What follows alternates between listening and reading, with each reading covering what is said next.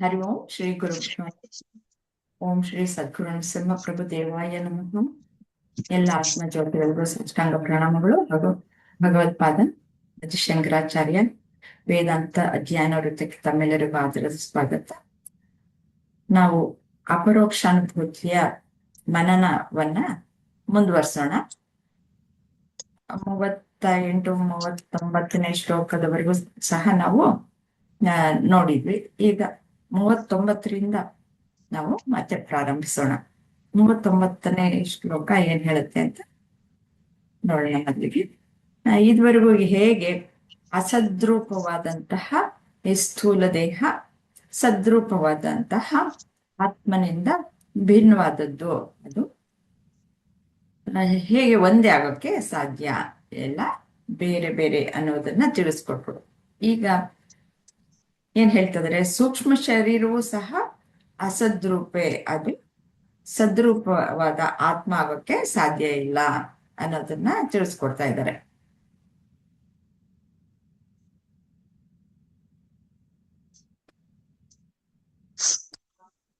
ಲಿಂಗಂಚ ಅನೇಕ ಸಂಯುಕ್ತಂ ಚಲಂ ದೃಶ್ಯಂ ವಿಕಾರಿ ಚ ಅವಾಪ್ಯಕಂ ಅಸದ್ರೂಪಂ ತತ್ಕಥಂ ಸ್ಯಾತ್ ಪುಮಾನಯಂ. ಇದರ ಅರ್ಥ,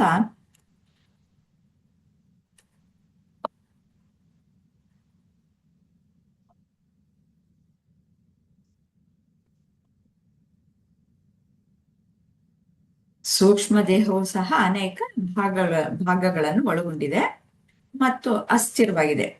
ಇದು ಗ್ರಹಿಕೆಯ ವಸ್ತುವಾಗಿದೆ, ಬದಲಾಗಬಲ್ಲದು, ಸೀಮಿತ ಮತ್ತು ಸ್ವಭಾವತಃ ಅಸ್ತಿತ್ವದಲ್ಲಿ ಇಲ್ಲ. ಹಾಗಾದ್ರೆ ಇದು ಪುರುಷನಾಗಲು ಹೇಗೆ ಸಾಧ್ಯ ಅಂತ ತಿಳಿಸ್ಕೊಡ್ತಾ ಇದ್ದಾರೆ. ಪುರುಷ ಅಂತಂದ್ರೆ ಯಾವ ಒಂದು ಚೈತನ್ಯ ಅನ್ನೋದು ಈ ದೇಹದಲ್ಲಿ, ನವದ್ವಾರೆ ದೇಹ ಇಲ್ಲಿ ಯಾರು ಚೈತನ್ಯ ರೂಪವಾಗಿ ಇದ್ದಾನೋ, ಎಲ್ಲ ಬೇರೆ ಎಲ್ಲ ಈ ಅನಾತ್ಮಗಳಿಗೆಲ್ಲವೂ ಸಹ ಚೈತನ್ಯವನ್ನು ಕೊಡುವಾತ ಯಾರೋ ಅವನು ಪುರುಷ.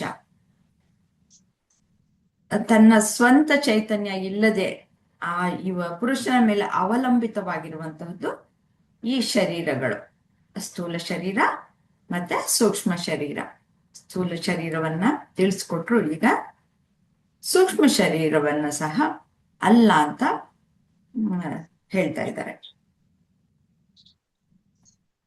ಈ ಅರ್ಥವನ್ನ ನೋಡ್ಕೊಂಡು ಇಂದ್ರಮ್ಮ ಅವರು ಹೇಗೆ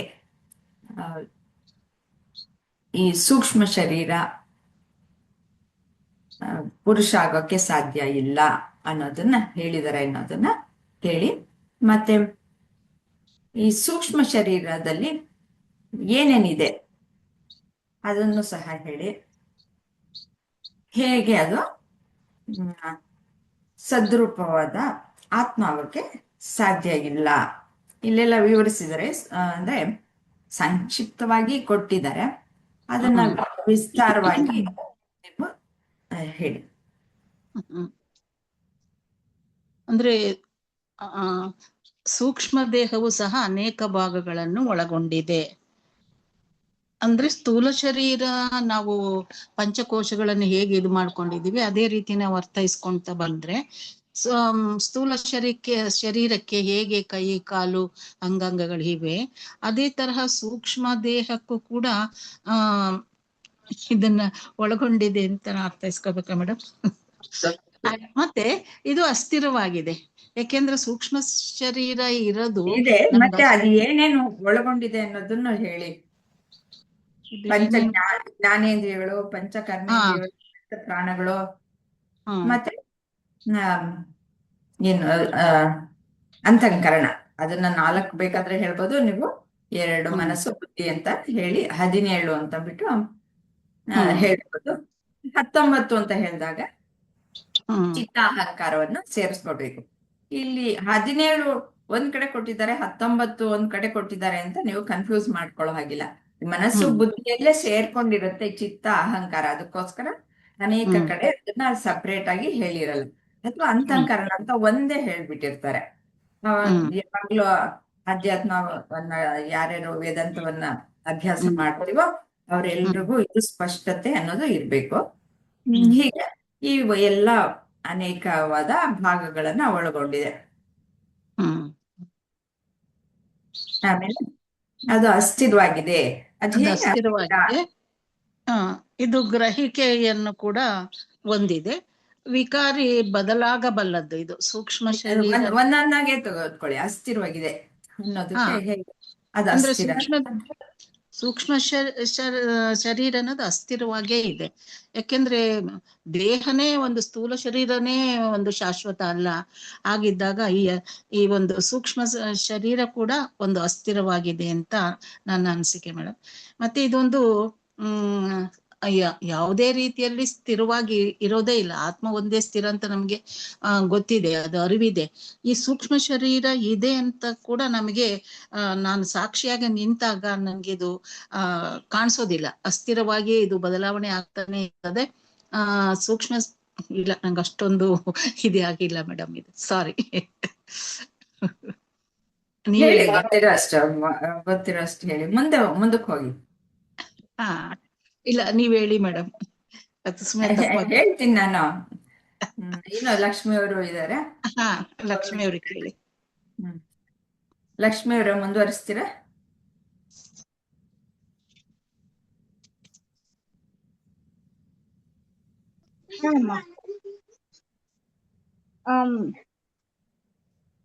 ನೀವು ಹೇಳ್ದಂಗ ಇದು 19 ಭಾಗಗಳನ್ನ ಒಳಗೊಂಡತ್ರಿ.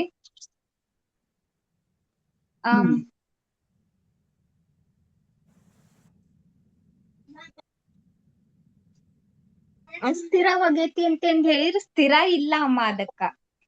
ಅಂದ್ರ ಈಗ ಸ್ಥಿರ ಅಂತಂದ್ ಹೇಳಿದ್ರ ಒಂದ್ ಕಡೆಗೆ ಶಾಶ್ವತವಾಗಿ ಇರದ್ರಿ. ಅದು ಶಾಶ್ವತವಾಗಿ ಅಸ್ಥಿರ.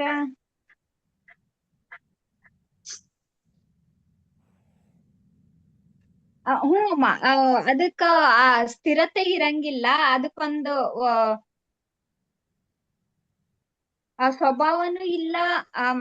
ಹೆಚ್ಚಿನ ಹೆಚ್ಚಿದ ಡೈರೆಕ್ಟ್ ಆಗಿ ನಮ್ಮ ಆತ್ಮದ ಬಗ್ಗೆ ಹೇಳ್ತಾ ಇದಾರ ಅಂತ ಹೇಳಿ ನನ್ಗ ಹಂಗ ಅನ್ನಿಸ್ತು ಅಮ್ಮ.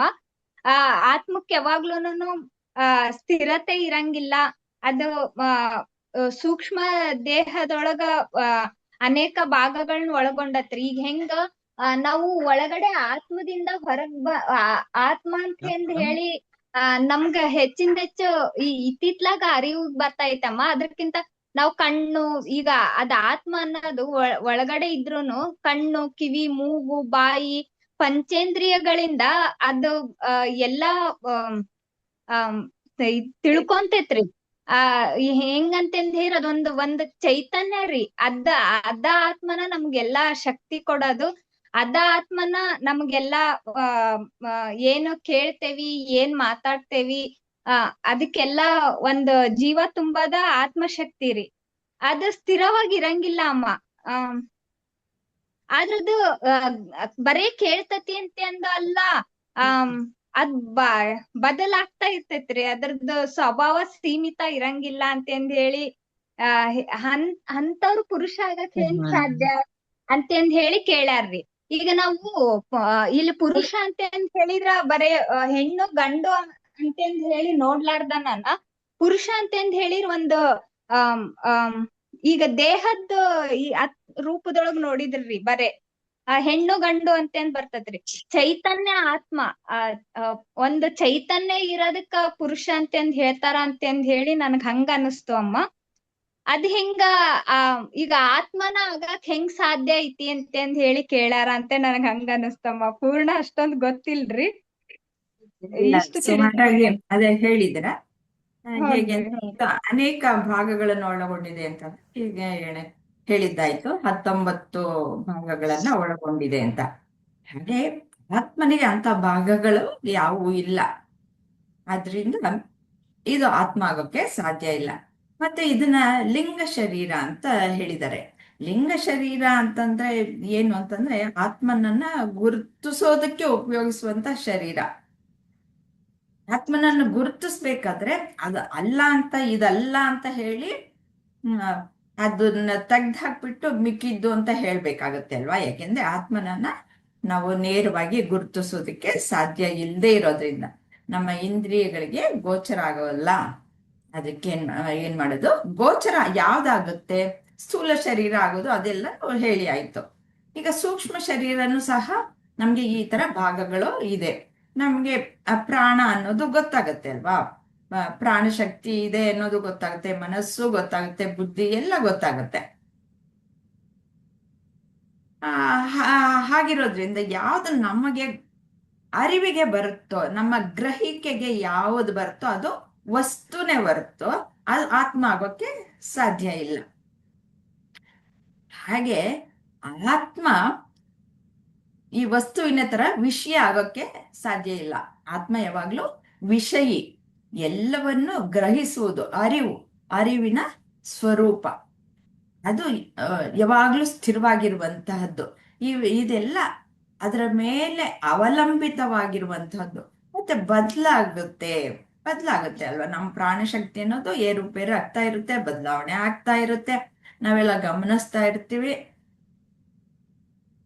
ಮತ್ತೆ ಮನಸ್ಸು ಅಷ್ಟೇ ಬದಲಾಗ್ತಾ ಇರುತ್ತೆ ತಾನೇ. ಇಲ್ಲಿ ಕರ್ಮೇಂದ್ರಿಯಗಳು, ಜ್ಞಾನೇಂದ್ರಿಯಗಳು ಎಲ್ಲ ಇದೆ ಇದರಲ್ಲಿ ಅಂತ ಹೇಳ್ತಾರೆ. ಇವೆಲ್ಲವೂ ಸಹ ಕೆಲಸ ಮಾಡ್ಬೇಕಾದ್ರೆ ಈ ಏನು ಇಂದ್ರಿಯಗಳು ಕೆಲಸ ಮಾಡ್ಬೇಕಾದ್ರೆ ಮನಸ್ಸಿನ ಸಹಾಯನೂ ಬೇಕು. ಮನಸ್ಸಿಗೆ ಎಲ್ಲಿಂದ ಬರುತ್ತೆ ಚೈತನ್ಯ? ಮನಸ್ಸು ನಲ್ಲಿ ಆಗುವಂತ ಬದಲಾವಣೆಗಳು ಸಹ ನನಗೆ ಗೊತ್ತಾಗ್ತಾ ಇದೆ ಅಂತಂದ್ರೆ, ಹಾಗಾದ್ರೆ ಮನಸ್ಸು ನಾನಾಗಕ್ಕೆ ಸಾಧ್ಯ ಇಲ್ಲ. ನನಗೆ ಗೊತ್ತಾಗ್ತಾ ಇದೆ ಅಂತ ಅಂದಾಗ ಅದು ವಿಷಯನೇ ಆಗೋಯ್ತು. ಅದಕ್ಕೆ ಅದು ಆತ್ಮ ಅಲ್ಲ. ಇದೆಲ್ಲ ಬದಲಾಗ್ತಾ ಇರೋದು. ಮನಸ್ಸು ಅಷ್ಟೇ, ಒಂದು ಕ್ಷಣ ಇದ್ದ ಹಾಗೆ ಇನ್ನೊಂದು ಕ್ಷಣ ಇರೋಲ್ಲ. ಅದು ಯಾವಾಗ್ಲೂ ಸದಾ ಕ್ಷಣವು ಬದಲಾಗ್ತಾ ಇರುವಂತಹದ್ದೇ. ಬುದ್ಧಿನೂ ಅಷ್ಟೇ. ಈ ಜ್ಞಾನ ಅನ್ನೋದು, ಅಜ್ಞಾನ ಅನ್ನೋದು, ಅದೆಲ್ಲವೂ ಸಹ ಬದಲಾವಣೆ ಆಗ್ತಾ ಇರುವಂತಹದ್ದೇ. ಗೊತ್ತಿಲ್ಲದೆ ಇರುವಂತಹದ್ದನ್ನ ಎಷ್ಟೋ ವಿಷಯಗಳನ್ನ ನಾವು ತಿಳ್ಕೊಳ್ತೀವಿ. ಮತ್ತೆ ಎಷ್ಟೋ ಗೊತ್ತಿಲ್ಲ ಅನ್ನೋದು ಸಹ ಇದೆ. ನನ್ಗಿಷ್ಟು ಜ್ಞಾನ ಇದೆ ಅಂತಂದ್ರೆ ಅದು ಅಷ್ಟಕ್ಕೆ ಸೀಮಿತ, ಅದಕ್ಕಿಂತ ಜಾಸ್ತಿ ಆಗೋಕ್ಕೆ ಸಾಧ್ಯ ಇಲ್ಲ. ಅದಕ್ಕೋಸ್ಕರ ಇವೆಲ್ಲ ಪರಿಮಿತಿಯಲ್ಲಿ ಇರುವಂತಹದ್ದು. ಆ ಪರಿಮಿತಿಯನ್ನ ಮೀರಿ ಹೋಗುವ ಒಂದು ಅದಕ್ಕೆ ಶಕ್ತಿ ಇಲ್ಲ. ಮತ್ತೆ ಅದು ಸ್ವಭಾವತಃ ಅಸ್ತಿತ್ವದಲ್ಲೇ ಇಲ್ಲ ಅಂತ ಹೇಳ್ತಾರೆ. ಯಾವುದಕ್ಕೆ ಅಸ್ತಿತ್ವ ಇಲ್ಲ? ಇದೆ ಅಂತ ತೋರಿಸುತ್ತೆ, ಬೇರೆ ಇದ್ರ ಮೇಲೆ ಅವಲಂಬಿತವಾಗಿ ಇದೆ. ಅದಕ್ಕೆ ಸ್ವಂತವಾದ ಅಸ್ತಿತ್ವ ಅನ್ನೋದು ಇಲ್ಲ. ಇದು ಏನಿದ್ರು ಅವಲಂಬಿತವಾಗಿ ಇದೆ. ಇದಕ್ಕೆ ಅಸ್ತಿತ್ವ ಬರ್ಬೇಕಾದ್ರೆ ಆತ್ಮನಿಂದಲೇ ಬರ್ಬೇಕಾಗಿದೆಯೇ ಹೊರತು ಅದಕ್ಕೆ ತನ್ನದೇ ಆದ ಅಸ್ತಿತ್ವ ಅನ್ನೋದು ಇಲ್ಲ. ಯಾಕೆಂದ್ರೆ ನಾವು ನೋಡ್ತೀವಿ, ನಮ್ಮ 3 ಅವಸ್ಥೆಗಳನ್ನ ಅವಲೋಕನ ಮಾಡಿದಾಗ ಇವು ಎಲ್ಲ ಕಾಲದಲ್ಲೂ ಇರಲ್ಲ. ಇವೆಲ್ಲ ಬದಲಾಗ್ತಾನೆ ಇರುತ್ತೆ. ಮನಸ್ಸು ಅನ್ನೋದು ಏನಿದ್ರು ವ್ಯಾವಹಾರಿಕ ಪ್ರಪಂಚದಲ್ಲಿ ಇರುತ್ತೆ. ಮತ್ತೆ ನಾವು ಸ್ವಪ್ನ ಅವಸ್ಥೆಗೆ ಹೋದಾಗ ಅಲ್ಲಿಯೂ ಕಂಡು ಬರುತ್ತೆ ಮನಸ್ಸು ಅನ್ನೋದು ಅಷ್ಟೇ. ಆದ್ರೆ ನಾವು ಗಾಢ ನಿದ್ದೆಗೆ ಹೋದಾಗ ಅದು ಇರೋದೇ ಇಲ್ಲ. ಹಾಗೆ ಒಂದು ಅವಸ್ಥೆಯಲ್ಲಿದ್ದು ಇನ್ನೊಂದು ಅವಸ್ಥೆಯಲ್ಲಿ ಇಲ್ಲ ಅನ್ನುವಂಥದ್ದು ಅದಕ್ಕೆ ಅಸ್ತಿತ್ವ ಇದೆ ಅಂತಂದ್ಬಿಟ್ಟು ಹೇಗೆ ಹೇಳಕ್ಕೆ ಸಾಧ್ಯ? ಆದ್ರೆ ಎಲ್ಲ ಅವಸ್ಥೆಯಲ್ಲೂ ಯಾರು ನಾನು ಇದ್ದೆ, ಯಾರು ಪುರುಷ, ಅದು ಆತ್ಮ. ಆ ಪುರುಷ ಇವು ಯಾವ ಆಗೋಕ್ಕೆ ಸಾಧ್ಯ ಇಲ್ಲ ಅಂತ ಇಲ್ಲಿ ಹೇಳ್ತಿರ್ತಾರೆ.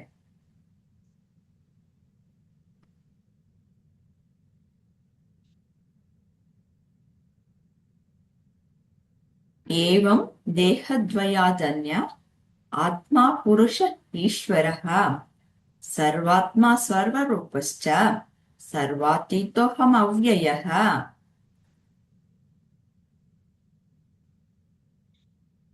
ಇಲ್ಲಿ ಮುಂದುವರೆದು ಹೇಳ್ತಾರೆ,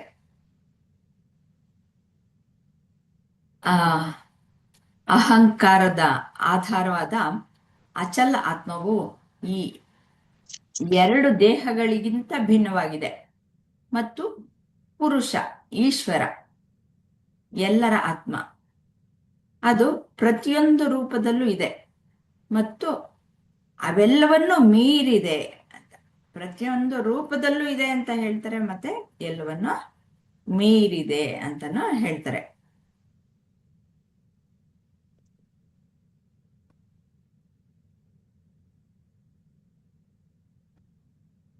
ಇಂದ್ರಮ್ಮ ಅವರು ಏನಾದ್ರು ಹೇಳಕ್ಕೆ ಇಷ್ಟಪಡ್ತೀರಾ? ಹಾ ಮೇಡಮ್, ಒಂದ್ ಸೆಕೆಂಡ್ ಮೇಡಮ್.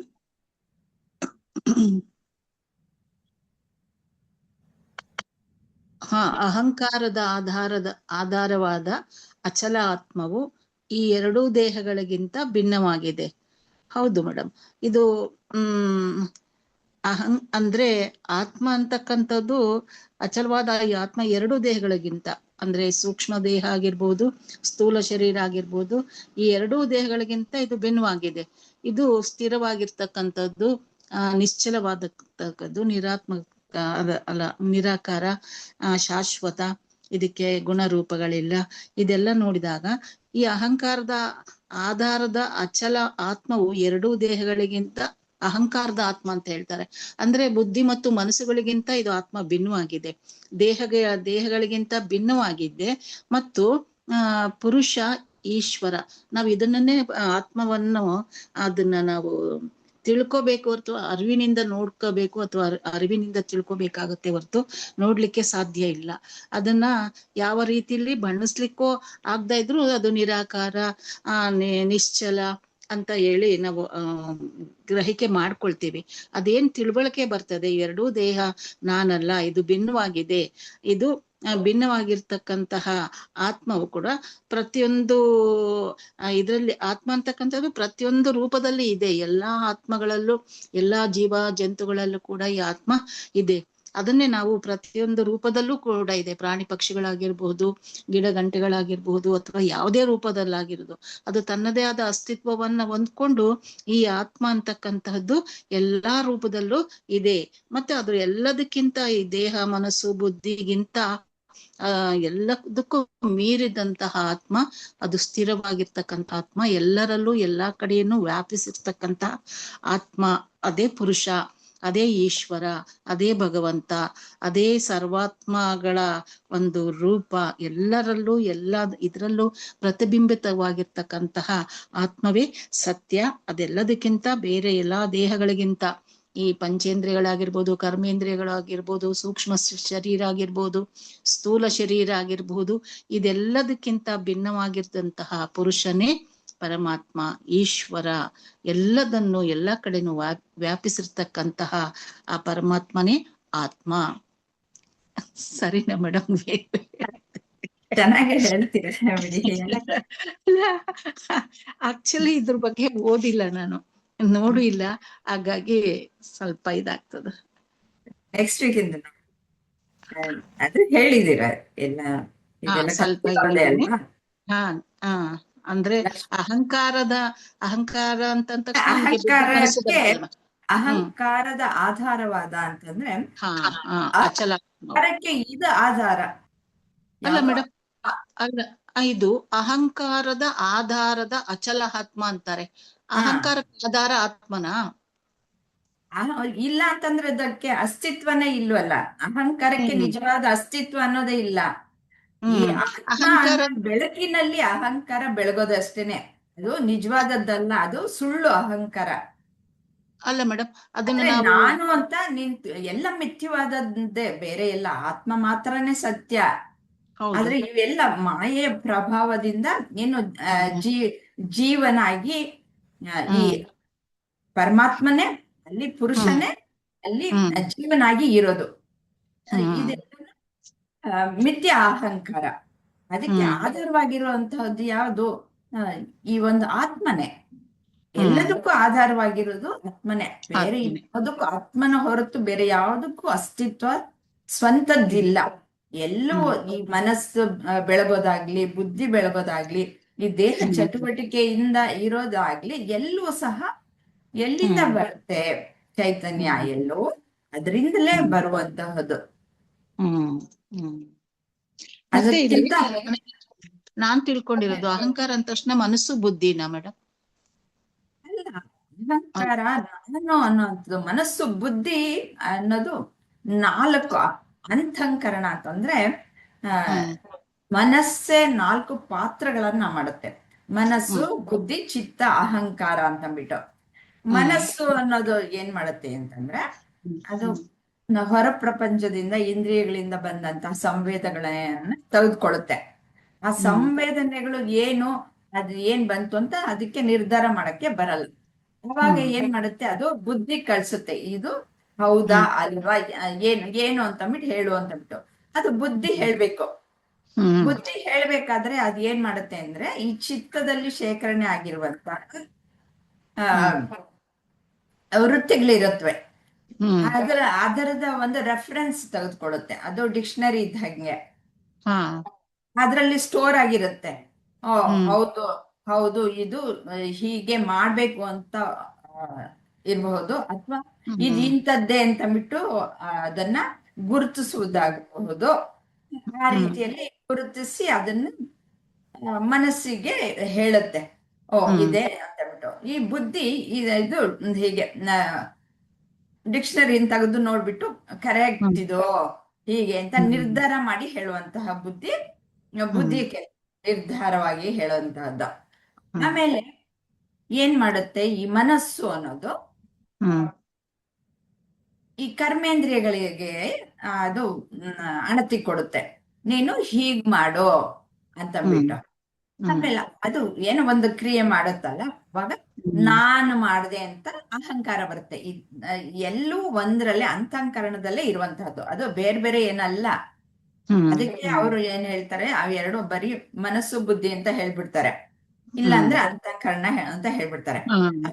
ಅಹಂಕಾರ ಅನ್ನೋದಿದೆಯಲ್ಲ, ಸಾಮಾನ್ಯವಾಗಿ ಗರ್ವ ಅಂತ ಉಪಯೋಗಿಸ್ತಾರಲ್ಲ, ಅದಲ್ಲ. ನಾನು ಅಂತಂದ್ಬಿಟ್ಟು ನಾವು ವ್ಯವಹಾರಿಕವಾಗಿ ನಾವು ಏನು ಉಪಯೋಗಿಸ್ಕೊಂಡು ನಾವು ನಾನ್ ಮಾಡ್ದೆ, ನಾನ್ ಹೋದೆ, ನಾನ್ ಬಂದೆ ಅಂತಂದ್ಬಿಟ್ಟು ಎಲ್ಲ ಮಾಡ್ತೀವಲ್ಲ, ತಗೊಂಬಂದೆ, ಇದನ್ನ ನಾನ್ ಸಂಪಾದನೆ ಮಾಡ್ದೆ, ಇವಾಗ ನಾನು ಇದನ್ನ ಹೇಳ್ತಾ ಇದ್ದೀನಿ, ಇದೆಲ್ಲ ಏನು, ಇದೆಲ್ಲ ಅಹಂಕಾರದ್ದೇ ಕೆಲ್ಸ. ನನಗೆ ಅಷ್ಟು ಗೊತ್ತಿದೆ, ಇದೆಲ್ಲ ಅದಕ್ಕೆ ಓನರ್ಶಿಪ್ ತೆಗೆದುಕೊಳ್ಳೋ ಅಂತಹದ್ದು ಅಹಂಕಾರ. ಆದ್ರೆ ಅದನ್ನ ಬೆಳಗುತ್ತಾ ಇರೋದು ನಿಜವಾಗ್ಲೂ ಅದು ಸುಳ್ಳು. ಅದೇನು ಮಾಡಕ್ಕೆ ಸಾಧ್ಯ ಇಲ್ಲ, ಅದು ಸ್ವಂತವಾಗಿ ಏನು ಮಾಡಕ್ಕೆ ಆಗಲ್ಲ, ಅದು ಗೊತ್ತಿಲ್ಲ. ಯಾಕೆಂದ್ರೆ ಅಜ್ಞಾನ. ನಿಜವಾಗ್ಲೂ ಅದು ನಾನು ಆತ್ಮಸ್ವರೂಪ ಅನ್ನೋದು ಗೊತ್ತಿಲ್ಲ. ಅದಕ್ಕೆ ತಿಳುವಳಿಕೆಯನ್ನ ಬುದ್ಧಿಗೆ ಅಹಂಕಾರಕ್ಕೆ ತಿಳುವಳಿಕೆಯನ್ನು ಕೊಡ್ತಾ ಇರೋದು. ಅದೇ ಈ ಒಂದು ಜೀವ ಅಂತಂದ್ಬಿಟ್ಟು ಹೇಳೋದು. ಈ ಒಂದು ಸೂಕ್ಷ್ಮ ಶರೀರ ಏನ ಇವಾಗ ನಾವು ಹೇಳದ್ವು ಅಷ್ಟು ಅದು ಜೀವ ಅಂತಂದ್ಬಿಟ್ಟು. ನಿಜವಾಗ್ಲೂ ನೋಡಿದ್ರೆ ಅದು ಜೀವ, ಆತ್ಮ. ನಾನು ಆತ್ಮ ಅನ್ನೋದು ಅದು ಮರ್ತೋಗ್ಬಿಟ್ಟಿದೆ. ಯಾತಕ್ಕೆ ಅಂದ್ರೆ ಮಾಯೆಯಿಂದ, ಮಾಯೆ ಏನ್ ಮಾಡಿದೆ, ಮರೆಮಾಚಿಸ್ಬಿಟ್ಟಿದೆ. ಆವರಣ ಶಕ್ತಿಯಿಂದ ನಾನ್ ಯಾರು ಅನ್ನೋದನ್ನ ಮರೆಮಾಚಿಸ್ಬಿಟ್ಟಿದೆ, ನಾನು ಆತ್ಮಸ್ವರೂಪ ಅನ್ನೋದನ್ನ ಮರೆಮಾಚಿಸ್ಬಿಟ್ಟಿದೆ. ಇಲ್ಲಿ ಆತ್ಮನಿಗಿಂತ ಬೇರೆ ಏನು ಇಲ್ಲ ಅಂತ ಎಲ್ಲ ಶ್ರುತಿಗಳು ಹೇಳ್ತಾ ಇದೆಯಲ್ಲ. ಅಂದ್ಮೇಲೆ ಇವಾಗ ನಾನು ಬೇರೆ, ನಾನು ಹುಲುಮಾನವ ಅಂತಂದ್ಬಿಟ್ಟು ಅನ್ಕೊಳ್ಳೋದು ಯಾಕೆಂದ್ರೆ ಈ ಒಂದು ಮಾಯಾ ಶಕ್ತಿ, ಆವರಣ ಶಕ್ತಿಯಿಂದ ಹಾಗೆ ಅನ್ಕೊಂಡು ಮನುಷ್ಯ ಎಲ್ಲ ಕಷ್ಟಪಡ್ತಾ ಇರೋದು. ಅದಕ್ಕೆ ಇಲ್ಲ ಇಲ್ಲ ಇಲ್ಲ ಅಂತ ಗುರುಗಳು ಹೇಳ್ಕೊಟ್ರು, ನೀನು ಆತ್ಮಸ್ವರೂಪ. ಮತ್ತೆ ಹೇಗೆ ನೀನು ಆತ್ಮಸ್ವರೂಪ ಅನ್ನೋದನ್ನು ಹೇಳ್ತಾರೆ ಮುಂದೆ. ಉಪಾಧಿಗಳನ್ನ ಬಿಡು. ನೀನು ಉಪಾಧಿಗಳನ್ನ ಬಿಟ್ಟಾಗ, ಅಂದ್ರೆ ಈ ದೇಹ ನಾನು, ಮನಸ್ಸು ಬುದ್ಧಿ ನಾನು ಅಲ್ಲ ಅಂತಂದ್ಬಿಟ್ಟು ನೀನ್ ಯಾವಾಗ ತಿಳ್ಕೊಳ್ತೀಯ, ಆಗ ನೀನ್ ಆತ್ಮಸ್ವರೂಪ. ಈಶ್ವರ ನೀನು ಹೇಗ್ ಒಂದು ಅಂತಂದ್ಬಿಟ್ಟು ಜೀವಾತ್ಮ ಪರಮಾತ್ಮ ಒಂದು ಅನ್ನೋದನ್ನ ಕೊನೆಯಲ್ಲಿ ತಿಳಿಸ್ಕೊಡ್ತಾರೆ. ಜೀವಾತ್ಮ ಅಂದ್ರೆ ಪರಮಾತ್ಮನ ಉಪಾಧಿಯನ್ನು ಬಿಟ್ಟು ಹಾಕ್ಬೇಕು, ಅಂದ್ರೆ ಅಲ್ಲಿ ಮಾಯೆಯನ್ನ ಬಿಟ್ಟು ಹಾಕ್ಬಿಡ್ಬೇಕು ಪರಬ್ರಹ್ಮನಲ್ಲಿ. ಇಲ್ಲಿ ನಮ್ಮ ಉಪಾಧಿಗಳನ್ನ, ದೇಹ ಮನಸ್ಸು ಬುದ್ಧಿಗಳನ್ನ ಬಿಟ್ಬಿಟ್ರೆ ಅಲ್ಲಿ ಇರುವಂತಹದ್ದು ಬರೀ ಆತ್ಮ. ಆತ್ಮ ಅಂತಂದ್ರೆ ಅದು ಎಲ್ಲ ಕಡೆನೂ ಇರೋದನ್ನ ಸೇರಿಸಿದ್ರೆ ಪರಮಾತ್ಮ. ಪರಮಾತ್ಮ ಬೇರೆ ಅಲ್ಲ, ಪರಬ್ರಹ್ಮ ಬೇರೆ ಅಲ್ಲ ಅಂತ ಎಲ್ಲ ಶ್ರುತಿಗಳಲ್ಲೂ ಹೇಳಿರೋದು. ಹ್ಮ್ ಆ, ಅದನ್ನ ಬೇರೆ ಬೇರೆ ಹೆಸರಿನಲ್ಲಿ ಕರಿತೀವಿ ಅಷ್ಟೇನೆ. ಹ್ಮ್ ಈ ನಾನತ್ವ ಕಾಣಿಸ್ತಾ ಇದೆ, ಆದ್ರೆ ನಿಜವಾಗ್ಲೂ ಹಾ. ಇಲ್ಲ ಅಂತಂದ್ಬಿಟ್ಟು ಇಲ್ಲಿ ಪ್ರತಿಪಾದಿಸ್ತಾ ಇದ್ದಾರೆ. ಇದರಲ್ಲೂ ಈ ಅಪರೋಕ್ಷಾನುಭೂತಿಯಲ್ಲಿ ತುಂಬಾ ಚೆನ್ನಾಗಿ ಹೇಳ್ಕೊಡ್ತಾ ಇದ್ದಾರೆ. ಹೇಳ್ತಾ ಇದ್ದಾರೆ. ಮುಂದಿನ 2-3 ಶ್ಲೋಕಗಳಲ್ಲಂತೂ ಚೆನ್ನಾಗಿ ಅದನ್ನ ಹೇಳ್ತಾ ಇದ್ದಾರೆ. ಹೀಗೆ ಅಹಂಕಾರದ ಇದು ಆಧಾರವಾಗಿ ಇರುವಂತಹದ್ದು ಆತ್ಮವೇ.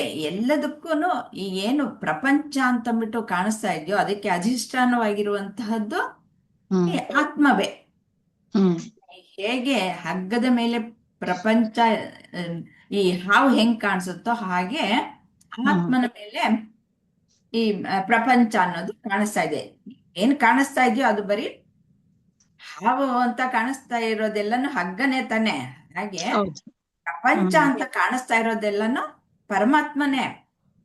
ಆದ್ರೆ ನಮಗೆ ಆ ಒಂದು ಅರಿವು ಅನ್ನೋದು ಇಲ್ಲ, ಯಾಕೆಂದ್ರೆ ನಮ್ಗೆ ಅಜ್ಞಾನ ಅನ್ನೋದು ಕವಿದುಕೊಂಡಿದೆ. ಅದನ್ನು ತೆಗಿತಾ ಇರೋದು. ಇದಕ್ಕೋಸ್ಕರ ಡೈರೆಕ್ಟ್ ಆಗಿ ಆತ್ಮನನ್ನ ನೋಡ್ಕೊಳಕ್ ಆಗಲ್ಲ, ನನ್ನನ್ನ ನಾನು ನೋಡ್ಕೊಳಕ್ಕೆ ಸಾಧ್ಯ ಇಲ್ಲ. ಮತ್ತೆ ಅದು ಬಹಳ ಸೂಕ್ಷ್ಮವಾದದ್ದು, ಅದು ಇಂದ್ರಿಯ ಗ್ರಾಹ್ಯವಾದದ್ದಲ್ಲ, ಇಂದ್ರಿಯಗಳಿಗೆ ಅದು ಎಟುಕುವಂತಹದ್ದಲ್ಲ. ಇಂದ್ರಿಯಗಳಿಗೆ ಏನಿದ್ರು ಹೊರ ಪ್ರಪಂಚದಲ್ಲಿ 5 ವಿಷಯಗಳು ಏನಿದೆ ಅವುಗಳನ್ನು ಮಾತ್ರ ಗ್ರಹಿಸೋಕೆ ಸಾಧ್ಯ ಇರುವಂತಹದ್ದು. ಇದು ಆ ಇಂದ್ರಿಯ ಅತೀತವಾದಂತಹದ್ದು. ಹಾಗಾಗಿ ಇದನ್ನ ಗ್ರಹಿಸಕ್ಕೆ ಸಾಧ್ಯ ಇಲ್ಲ. ಇದು ಬೇರೆ ಎಲ್ಲದನ್ನು ಗ್ರಹಿಸಬಲ್ಲದು, ಇವುಗಳನ್ನೆಲ್ಲ ಗ್ರಹಿಸಬಹುದು. ಅದಕ್ಕೋಸ್ಕರ ನಮಗೆ ಗೊತ್ತಾಗ್ತಾ ಇರೋದು ಮೂಲವಾಗಿ ಈ ಆತ್ಮನಿಂದಲೇ ಎಲ್ಲವೂ ಚೈತನ್ಯ ಅನ್ನೋದು ಬರೋದು. ಆತ್ಮನ ಬೆಳಕು ಈ ಬುದ್ಧಿ ಮನಸ್ಸಿನ ಮೇಲೆ ಬಿದ್ದಾಗ ಚಿದಾಭಾಸ ಅಂತ ಆಗತ್ತೆ. ಆ ಚಿದಾಭಾಸದ ಚೈತನ್ಯದಲ್ಲಿ ಇವೆಲ್ಲ ಕೆಲಸ ಮಾಡುತ್ತೆ. ಮನಸ್ಸು, ಬುದ್ಧಿ, ಅಹಂಕಾರ ಎಲ್ಲ ಕೆಲಸ ಮಾಡುತ್ತೆ. ಅವುಗಳು ಈ ಇಂದ್ರಿಯಗಳಿಗೆ, ದೇಹಕ್ಕೆ ಮತ್ತೆ ಚೈತನ್ಯವನ್ನ ಒದಗಿಸುತ್ತವೆ. ಹೀಗೆ ಇದು ಅದು ನಾನ್ ಯಾರು ಅನ್ನೋದು ಗೊತ್ತಿಲ್ಲದೆ ಇರೋದ್ರಿಂದ ಕರ್ಮವೂ ಸಹ ಇವಾಗ ಸೃಷ್ಟಿಯಲ್ಲಿ ಬಂದಿರೋದ್ರಿಂದ ಕರ್ಮ ಮಾಡಿ ಕರ್ಮ ಚಕ್ರದಲ್ಲಿ ಸಿಕ್ಕಾಕೊಂಡ್ಬಿಟ್ಟು ನರಳಾಡ್ತಾ ಇರುತ್ತೆ. ಯಾವಾಗ ಆತ್ಮಜ್ಞಾನ ಬರುತ್ತೋ ಅವಾಗ ಇದೆಲ್ಲನ ಈ ಪ್ರಕೃತಿಯಲ್ಲಿ ನಡೀತಾ ಇರೋದು ಇದೆಲ್ಲ ಮಾಯೆಯ ಆಟ ಅಷ್ಟೇ, ನನ್ನ ನಿಜ ಸ್ವರೂಪನೇ ಬೇರೆ, ನಾನು ಆತ್ಮಸ್ವರೂಪ ಅನ್ನೋದು ತಿಳ್ಕೊಳ್ತಾನೆ. ಅವಾಗ ಆತ್ಮಜ್ಞಾನ ಬಂದಾಗ ನಿಜವಾಗ್ಲೂ ಅವನು ಆತ್ಮನೇ ಆಗಿ ಬಿಡ್ತಾನೆ. ಅವಾಗ ಮತ್ತೆ ಪುನರಪಿ ಮರಣ ಪುನರಪಿ ಜನನಂ ಅನ್ನೋದು ಇರಲ್ಲ. ಆ ಕರ್ಮ ಚಕ್ರದಿಂದ ಬಿಡುಗಡೆ ಆಗೋಗ್ಬಿಡತ್ತೆ.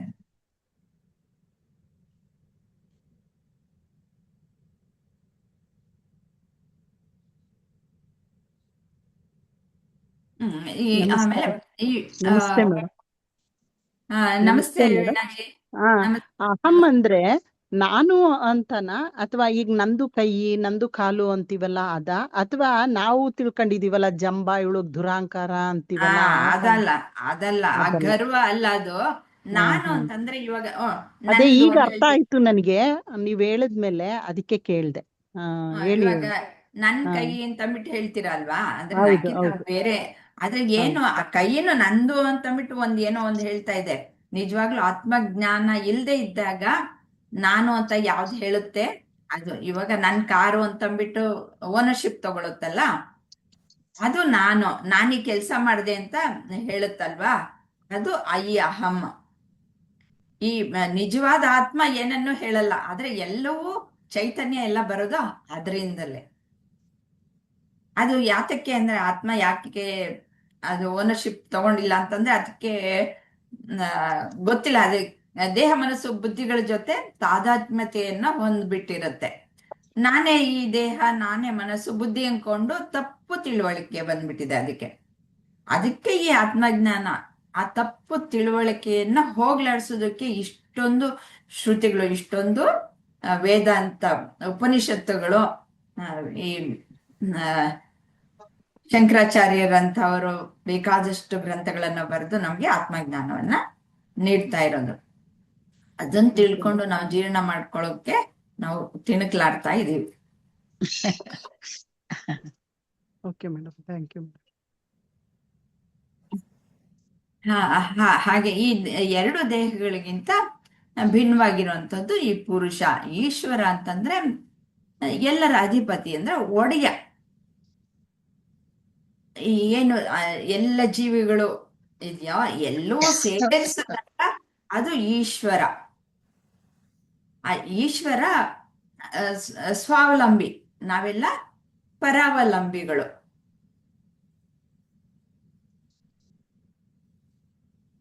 ಆ ಆತ್ಮನೇ, ಆ ಈಶ್ವರನೇ ಆತ್ಮ. ಈ ಎಲ್ಲ ಏನು ಅದು ಪ್ರತಿಯೊಂದು ರೂಪದಲ್ಲೂ ಇದೆ ಮತ್ತು ಅವೆಲ್ಲವನ್ನು ಮೀರಿದೆ ಅಂತ ಹೇಳ್ತಾರೆ. ನೀವು ಏನು ರೂಪ ನಾಮ ಏನು ಕಾಣಿಸ್ತಾ ಇದೆಯೋ, ನಾನು ನೀವು ಎಲ್ಲವೂ ಕಾಣಿಸ್ತಾ ಇದೆಯೋ ಅದೆಲ್ಲವೂ ಸಹ ಆ ಪರಮಾತ್ಮನೇ.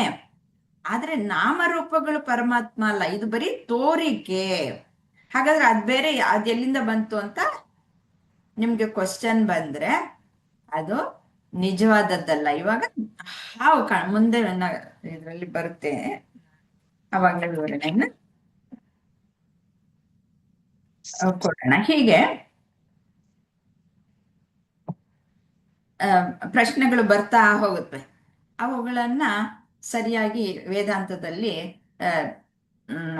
ಇದು ಹೀಗೆ ಅಂತಂದ್ಬಿಟ್ಟು ಪ್ರತಿಪಾದಿಸಿ ನಮ್ಗೆ ತಿಳಿಸಿ ಹೇಳ್ಕೊಡ್ತಾರೆ. ನಮ್ಮ ಗುರುಗಳಂತೂ ತುಂಬಾ ಚೆನ್ನಾಗಿ ಹೇಳ್ಕೊಡ್ತಾರೆ. ಹೀಗೆ ಹಾವು ಕಾಣಿಸುತ್ತೆ, ಆದ್ರೆ ನಿಜವಾಗ್ಲೂ ಹಗ್ಗದಲ್ಲಿ ಹಾವಿತ್ತ? ಇಲ್ಲ, ಅಲ್ಲಿ ಇದ್ದಿದ್ದ ಹಾವೇ. ಹಾಗೆ ಅದೇ ರೀತಿಯಲ್ಲಿ ಈ ಎಲ್ಲ ಕಡೆನೂ ಇರೋದು ಬರೀ ಆತ್ಮವೇ.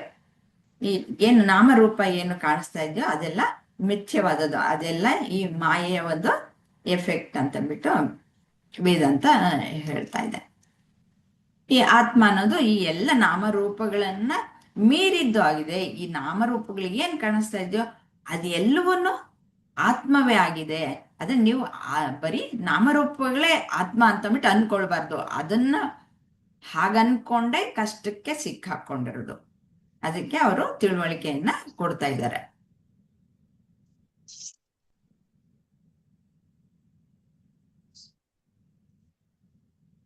ಈ ಮುಂದೆ ಏನ್ ಹೇಳ್ತಾರೆ ಅಂತಂದ್ರೆ, ಈ ದೇಹಗಳು ಅನ್ನೋದೇ ಸುಳ್ಳು ಅಂತ ಹೇಳ್ತಾ ಇದ್ದಾರೆ. ಎರಡು ಇವಾಗ ಹೇಳದ್ನಲ್ಲ, ಇವಾಗ ಹಾವು ಹಗ್ಗ ಅಂತಂದ್ಬಿಟ್ಟು, ಹಾವು ಹಗ್ಗದಲ್ಲಿ ಹಾವು ಅನ್ನೋದು ಸುಳ್ಳೆ ಅಲ್ವಾ?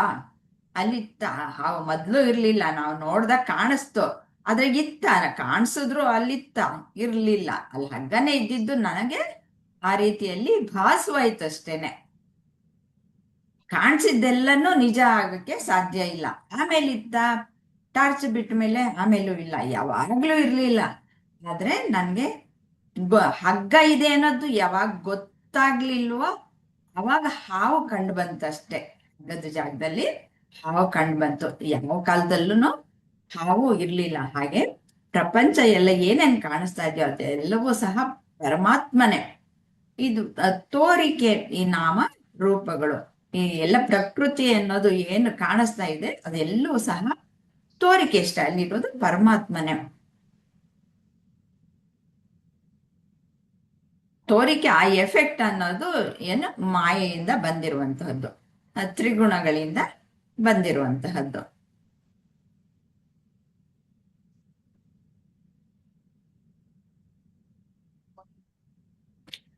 ಇತ್ಯಾತ್ಮ ದೇಹಭಾನೇನ ಪ್ರಪಂಚಸ್ಯೈವ ಸತ್ಯತಾ ಯಥೋಕ್ತ ತರ್ಕಶಾಸ್ತ್ರೇಣ ತತಃ ಕಿಂ ಪುರುಷಾರ್ಥತಾ ಅಂತ ಹೇಳ್ತಾರೆ. ಹೀಗೆ ಆತ್ಮ ಮತ್ತು ದೇಹದ ನಡುವಿನ ವ್ಯತ್ಯಾಸದ ಉಚ್ಚಾರಣೆಯು ತರ್ಕಶಾಸ್ತ್ರದ ರೀತಿಯಲ್ಲಿ ಅಸಾಧಾರಣ ಪ್ರಪಂಚದ ವಾಸ್ತವತೆಯನ್ನು ಪ್ರತಿಪಾದಿಸಿದೆ. ಆದರೆ ಆ ಮೂಲಕ ಮಾನವ ಜೀವನದ ಯಾವ ಗುರಿ ನೆರವೇರುತ್ತದೆ? ಇದು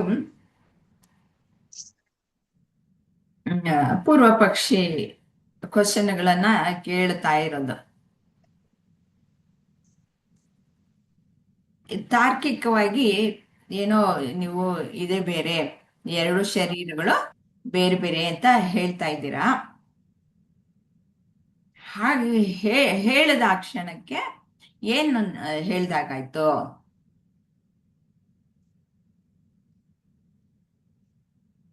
ಈ ಪ್ರಪಂಚದ ಈ ತರ್ಕಶಾಸ್ತ್ರದಲ್ಲಿ ಏನ್ ಹೇಳ್ತಾರೆ ಅಂತಂದ್ರೆ, ಈ ಪ್ರಪಂಚನೂ ಸತ್ಯ ಮತ್ತೆ ಆತ್ಮನು ಸತ್ಯ ಅಂತ ಹೇಳ್ತಾರೆ. ಈ ಚಾರ್ವಾಕರ್ ಏನ್ ಹೇಳ್ತಾರೆ ಅಂತಂದ್ರೆ, ಏನು ಕಾಣಿಸ್ತಾ ಇದೆಯೋ ಅದ್ ಮಾತ್ರ ಸತ್ಯ ಅಂತ ಹೇಳ್ತಾರೆ. ಈ ದರ್ಶನಗಳಲ್ಲಿ ಅನೇಕ ರೀತಿಯ ಒಂದು ಥಿರಿಗಳು ಇದೆ. ಆದ್ರೆ ವೇದಾಂತ ಇದು ಯಾವುದನ್ನ ಸರಿಯಾಗಿ ಒಪ್ಪಲ್ಲ. ಆದ್ರೆ ಅದು ಹೇಳುತ್ತೆ ಈ ರೀತಿಯಿಂದ ನಾವು ಹೇಳ್ತಾ ಇರೋದು ಸರಿಯಾಗಿದೆ ಅಂತಂದ್ಬಿಟ್ಟು. ಬರೀ ಇದು ದೇಹ ಏನ್ ಕಾಣಿಸ್ತಾ ಇದೆಯೋ ಅದೇ ಸತ್ಯವಾದ್ರೆ ಅದು ಹಿಂದೆ ಆತ್ಮ ಅನ್ನೋದಿಲ್ವಾ? ಇದೆ ಗೊತ್ತಾಗತ್ತೆ ತಾನೇ. ದೇಹ ಇದೆ ಅನ್ನೋದು ನನಗೆ ಯಾವಾಗ ನನಗೆ ಗೋಚರವಾಗುತ್ತೋ, ನನಗೆ ಗೊತ್ತಾಗುತ್ತೋ ಅವಾಗ ಅದಕ್ಕೆ ನನಗಿಂತ ಬೇರೆ ಅನ್ನೋದು ಗೊತ್ತಾಗತ್ತೆ ಅಂತ ಇವ್ರ ವಾದ. ಹೀಗೆ ವಾದಗಳಿಂದ ಮತ್ತೆ ತರ್ಕದಿಂದ ಅದು ಸತ್ಯ, ದೇಹ ಅನ್ನೋದು ಸತ್ಯ, ಇದು ಸತ್ಯ ಅಂತಂದ್ಬಿಟ್ಟು ಅಂದಾಗ ಏನು ಹೇಗಾಗತ್ತೆ ಮುಂದೆ?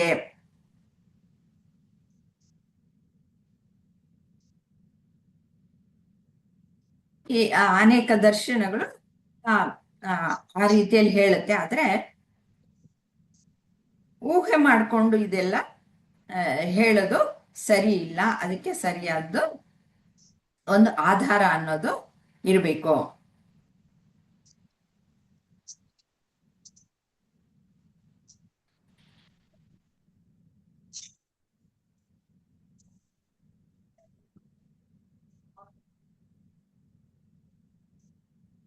ಸುಮಾರಾಗಿ ಈ ಸಾಂಖ್ಯಶಾಸ್ತ್ರದಲ್ಲಿ ಮತ್ತೆ ವೇದಾಂತದಲ್ಲಿ ಹತ್ರ ಒಂದೇ ಸಿದ್ಧಾಂತಗಳು ಇರುತ್ತೆ. ಅದೇ ಯೋಗದಲ್ಲೂ ಅಷ್ಟೇ ಸಿದ್ಧಾಂತ ಹೆಚ್ಚು ಕಡಿಮೆ ಒಂದೇ ಇರುತ್ತೆ. ಯೋಗದಲ್ಲೂ ಸಹ ಸ್ಥೂಲ ಸೂಕ್ಷ್ಮ ದೇಹಗಳು ಅನ್ನೋದು ಇದೆ. ಮತ್ತೆ ಅವುಗಳೇನಾಗಿವೆ ಅಂತಂದ್ರೆ, ಈ ಆತ್ಮ ಅನ್ನೋದು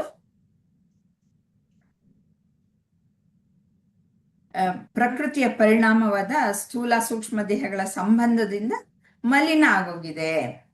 ಈ ಮಾಲಿನ್ಯವನ್ನು ಕಳೆಯೋದಕ್ಕೋಸ್ಕರ ಯೋಗನ ಅಭ್ಯಾಸ ಮಾಡಿ ಅಂತ ಯೋಗ ಸಿದ್ಧಾಂತ ಹೇಳುತ್ತೆ. ಆದ್ರೆ ನಿಜವಾಗ್ಲೂ ಅದು ಮಲಿನ ಆಗಿದ್ಯಾ ಅನ್ನೋದು ಸುಳ್ಳು ಅಂತಂದ್ಬಿಟ್ಟು ವೇದಾಂತ ಹೇಳ್ಕೊಡೋದು ನಾವು ಅದನ್ನ ಅನೇಕ ಕಡೆ ನಾವು ನೋಡಿದ್ವಿ. ಆತ್ಮನು ದೇಹಗಳೆರಡಕ್ಕಿಂತಲೂ ಬೇರೆ ಎಂದು ತಿಳಿದ ಮಾತ್ರಕ್ಕೆ ಯಾವ ಪ್ರಯೋಜನನೂ ಆಗಲ್ಲ ಅಂತಂದ್ಬಿಟ್ಟು ನೀ ಪೂರ್ವ ಪಕ್ಷಿ ಕೇಳ್ತಾ ಇದ್ದಾನೆ. ಏಕೆಂದ್ರೆ ತನಗಿಂತ ಬೇರೆಯಾಗಿರುವ ಪ್ರಕೃತಿಯೊಂದು ಇದುವರೆಗೆ ಆತ್ಮನಿಗೆ ಅದರ ಸಂಬಂಧದಿಂದ ಮತ್ತು ಬಂಧವಾಗಿದೆ. ಆದ್ರಿಂದ ದೇಹಾತ್ಮ ಜ್ಞಾನವನ್ನು ಖಂಡಿಸಿದ ಮಾತ್ರದಿಂದ ಏನ್ ನೀವು ಸಾಧಿಸ್ದಂಗಾಯ್ತು ಅಂತಂದ್ಬಿಟ್ಟು ಪೂರ್ವ ಪಕ್ಷಿ ಕೇಳ್ತಾನೆ. ಅವನು ಪೂರ್ತಿ ಇನ್ನೂ ಅರ್ಥ ಆಗಿಲ್ಲ. ಅದಕ್ಕೋಸ್ಕರ ಮುಂದೆ ವಿವರಣೆಯನ್ನ ಕೊಡ್ತಾ ಹೋಗ್ತಾರೆ.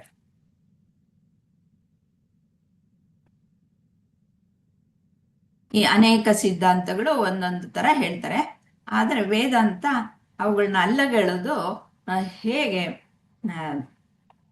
ಆತ್ಮನೇ ಇರೋದು, ಆತ್ಮ ಬಿಟ್ರೆ ಬೇರೆ ಏನು ಇಲ್ಲ ಅನ್ನೋದನ್ನ ಪ್ರತಿಪಾದಿಸ್ತಾರೆ.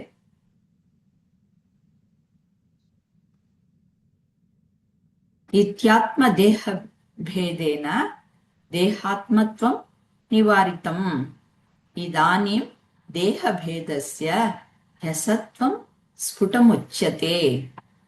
ಹೀಗೆ ದೇಹವೇ ಆತ್ಮ ಎಂಬ ಅಭಿಪ್ರಾಯವನ್ನು ಆತ್ಮ ಮತ್ತು ದೇಹದ ನಡುವಿನ ವ್ಯತ್ಯಾಸವನ್ನು ನಿರೂಪಿಸುವ ಮೂಲಕ ಖಂಡಿಸಲಾಗಿದೆ. ಇವೆರಡರ ನಡುವಿನ ವ್ಯತ್ಯಾಸದ ಅವಾಸ್ತವಿಕತೆಯನ್ನು ಈಗ ಸ್ಪಷ್ಟವಾಗಿ ಹೇಳಲಾಗಿದೆ. ಮುಂದೆ ಹೇಳ್ತಾರೆ ಇವಾಗ ದೇಹ ದೇಹ ಆತ್ಮ ಅನ್ನೋದು ಇನ್ನೂ ಕನ್ಫ್ಯೂಷನ್, ಯಾರಿಗೆ? ಸ್ಟೂಡೆಂಟ್ಗೆ, ವಿದ್ಯಾರ್ಥಿಗೆ. ಮತ್ತೆ ಅನೇಕ ಸಿದ್ಧಾಂತಗಳು ಇದೆಯಲ್ಲ, ಆ ಸಿದ್ಧಾಂತಗಳಲ್ಲೂ ಸಹ ಕೆಲವರು ಒಪ್ಪಲ್ಲ. ಅವರಿಗೆಲ್ಲವೂ ಸರಿಯಾಗಿ ಈ ವೇದಾಂತದಲ್ಲಿ ತಿಳಿ ಹೇಳ್ತಾರೆ. ಹೇಗೆ ದೇಹ ಅನ್ನೋದೇ ಸತ್ಯ ಅಲ್ಲ, ಆತ್ಮ ಮಾತ್ರ ಸತ್ಯ. ಕೆಲವರು ಹೇಳ್ತಾರೆ ದೇಹನೂ ಸತ್ಯ ಅಂತ ಹೇಳ್ತಾರೆ, ಆತ್ಮನೂ ಸತ್ಯ ಅಂತ ಹೇಳ್ತಾರೆ. ಇವೆರಡಕ್ಕೂ ಭೇದ ಉಂಟು ಅಂತ ಅನ್ನೋದು ತಾರ್ಕಿಕರ ಸಿದ್ಧಾಂತ ಇರುತ್ತೆ. ಆದ್ರೆ ಇವರು ಹೇಳ್ತಾರೆ, ಯಾರು? ಚಾರ್ವಾಕರು ಹೇಳ್ತಾರೆ, ಇಲ್ಲ, ದೇಹ ನಂಗೇನ್ ಕಾಣಿಸುತ್ತೋ ಅದೇ ಸತ್ಯ ಅಂತಂದ್ಬಿಟ್ಟು, ಇಲ್ಲ ಇಲ್ಲ ಅಂತಂದ್ಬಿಟ್ಟು ಬೇರೆಯವರೆಲ್ಲಾನು ಒಪ್ಪಲ್ಲ. ಆದ್ರೆ ವೇದಾಂತಿಗಳು ಏನ್ ಹೇಳ್ತಾರೆ, ದೇಹಗಳು ಅನೇಕ ಅಂತ ನೀವು ಹೇಳ್ತೀರಾ, ಆದ್ರೆ ದೇಹಗಳು ಅನೇಕ, ಮತ್ತೆ ಆದ್ರೆ ಆತ್ಮ ಒಂದೇ ಇರೋದು. ನಿಮ್ಗೆ ತೋರಿಕೆ ಕಾಣಿಸುತ್ತೆ, ಹಾಗೆ ಅನೇಕವಾದ ದೇಹಗಳು ಕಾಣಿಸುತ್ತೆ, ಆದ್ರೆ ಆತ್ಮ ಒಬ್ಬನೇ ಇರೋದು. ಬೇರೆಯವ್ರು ಏನ್ ಹೇಳ್ತಾರೆ, ಒಂದೊಂದು ದೇಹಕ್ಕೂ ಸಹ ಒಂದೊಂದು ಆತ್ಮ ಇದ್ದಾನೆ ಅಂತಂದ್ಬಿಟ್ಟು, ಅವಾಗ ಅನೇಕ ಆತ್ಮಗಳು ಇದೆ ಅಂತಂದ್ಬಿಟ್ಟು ನಾವು ಒಪ್ಕೊಂಡ್ ಹಂಗಾಗೋಗ್ಬಿಡುತ್ತೆ. ಆದ್ರೆ ಶ್ರುತಿ ಎಲ್ಲ ಹೇಳೋದೇನು, ಬ್ರಹ್ಮ ಒಬ್ಬನೇ ಇರೋದು, ಬ್ರಹ್ಮ ಬಿಟ್ರೆ ಬೇರೆ ಏನೂ ಇಲ್ಲ ಅಂತ. ಹಾಗಾಗಿ ಶ್ರುತಿನೇ ನಮ್ಗೆ ಪ್ರಮಾಣ ಅಲ್ವಾ. ಅದಕ್ಕೋಸ್ಕರ ಆ ಒಂದು ತರ್ಕವನ್ನ ಒಪ್ಪಕ್ಕೆ ಸಾಧ್ಯ ಇಲ್ಲ. ಅನೇಕ ದೇಹಗಳು, ಅನೇಕ ಆತ್ಮಗಳು ಅನ್ನೋದನ್ನ ಒಪ್ಕೊಳ್ಳೋದಕ್ಕೆ ಆಗಲ್ಲ. ಅವಾಗ ದೇಹಗಳು ಎಷ್ಟಿದೆಯೋ ಅಷ್ಟು ಆತ್ಮಗಳು ಆಗೋಯ್ತು, ಅಷ್ಟು ಭಿನ್ನನೂ ಆಗೋಯ್ತು. ಹಾಗಾಗ್ಬಿಟ್ಟು ದೇಹಗಳು ಒಂದೊಂದ್ ತರ ಇದ್ದಾಗ ಆತ್ಮಗಳು ಒಂದೊಂದ್ ತರ ಇರ್ಬೇಕು, ಅದು ಒಂದೇ ರೀತಿ ಇರೋಕ್ಕೆ ಸಾಧ್ಯ ಇಲ್ಲ ತಾನೆ. ದೇಹಗಳು ಒಂದೇ ತರ ಇದೆಯಾ? ಇಲ್ಲ. ಅವಾಗ ಭಿನ್ನ ಅಂತ ಅಂದಾಗ ಅವಾಗ ಆತ್ಮಗಳು ಬೇರೆ ಬೇರೆ ಆಗೋಗ್ಬಿಡುತ್ತೆ. ಅದಕ್ಕೆ ಒಪ್ಪಕ್ಕೆ ಸಾಧ್ಯ ಇಲ್ಲ. ಅದು ಏನಿದ್ರು ದೇಹಗಳು ಎಲ್ಲಾನು ಬೇರೆ ಬೇರೆಯಾಗಿ ಕಾಣಿಸ್ತಾ ಇರೋದು ವ್ಯಾವಹಾರಿಕವಾಗಿ ಬೇರೆ ಬೇರೆಯಾಗಿ ಕಾಣಿಸ್ತಾ ಇದೆ. ವ್ಯಾವಹಾರಿಕ ಸತ್ಯವೇ ಹೊರತು ಪಾರಮಾರ್ಥಿಕವಾಗಿ ಅದು ಸತ್ಯ ಇಲ್ಲ. ಇಲ್ಲಿ ಎಲ್ಲವೂ ಒಂದೇ ಇರೋದು, ಬೇರೆ ಬೇರೆ ರೀತಿಯಲ್ಲಿ ಕಾಣಿಸ್ತಾ ಇದೆ ಅಷ್ಟೇ ಅಂತ ಹೇಳಿ ಮುಂದೆ ಚಿದಾತ್ಮ ಒಬ್ಬನೇ ಇರೋದು, ಆತ್ಮ ಬಿಟ್ರೆ ಬೇರೆ ಏನು ಇಲ್ಲ ಅನ್ನೋದನ್ನ ಹೇಳ್ತಾರೆ. ಚೈತನ್ಯಸ್ಯೈಕ ರೂಪತ್ವಾದ್ಭೇದೋ ಯುಕ್ತೋನ ಕರ್ಹಿಚಿತ್ ಜೀವತ್ವಂ ಚ ವೃಷಾಜ್ಞೇಯಂ ರಜ್ವಂ ಸರ್ಪಗ್ರಹೋ ಯಥಾ. ಇದು ಸುಲಭವಾಗಿದೆ, ಹೇಳಿ.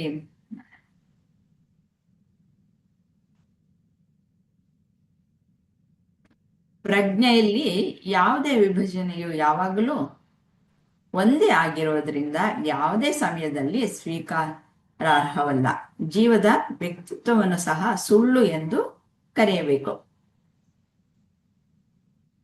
ಹಗ್ಗದಲ್ಲಿ ಹಾವಿನ ಭ್ರಮೆಯಂತೆ.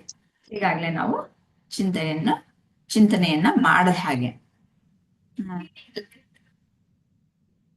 ಲಕ್ಷ್ಮಿ,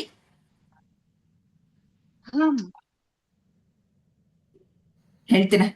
ಅಮ್ಮ ಹೇಳ್ತೇನ್ರಿ. ಈಗ ಇಷ್ಟ ಮಟ್ಟ ಎಕ್ಸಾಂಪಲ್ ಕೊಟ್ರಿ, ಎಷ್ಟ್ ಚೆನ್ನಾಗ ಹಗ್ಗದಲ್ಲಿ ಹಾವು ಐತಿ ಅಂತಂದ್ ಹೇಳಿ ನಮ್ದು ಒಂದು ಏನು ಬುದ್ಧಿ, ಆಮೇಲೆ ಮನಸ್ಸು, ಬುದ್ಧಿ ಅಲ್ಲಿ ಕೆಲ್ಸ ಮಾಡಕ್ ಶುರು ಮಾಡ್ತೈತ್ರಿ. ಈಗ ನಮ್ಗ ಒಂದ್ ಹಗ್ಗ ನೋಡತ್ಲೇನ ಅಯ್ಯೋ ಹಾವ್ ಐತಿ ಅಂತ ಹೇಳಿ ಸಡನ್ ಆಗಿ ಒಂಥರ ಭಯ ಶುರು ಆಗ್ತೈತಿ. ಒಂದು ನಮ್ ಮೈಂಡ್ ಸಡನ್ ಆಗಿ ಅದ್ರೊಳಗ್ ಹಾವ್ ಐತಿ ಅಂತ ಹೇಳಿ ಒಂದು ಡಿಸಿಷನ್ ತಗೊಂತೈತ್ರಿ.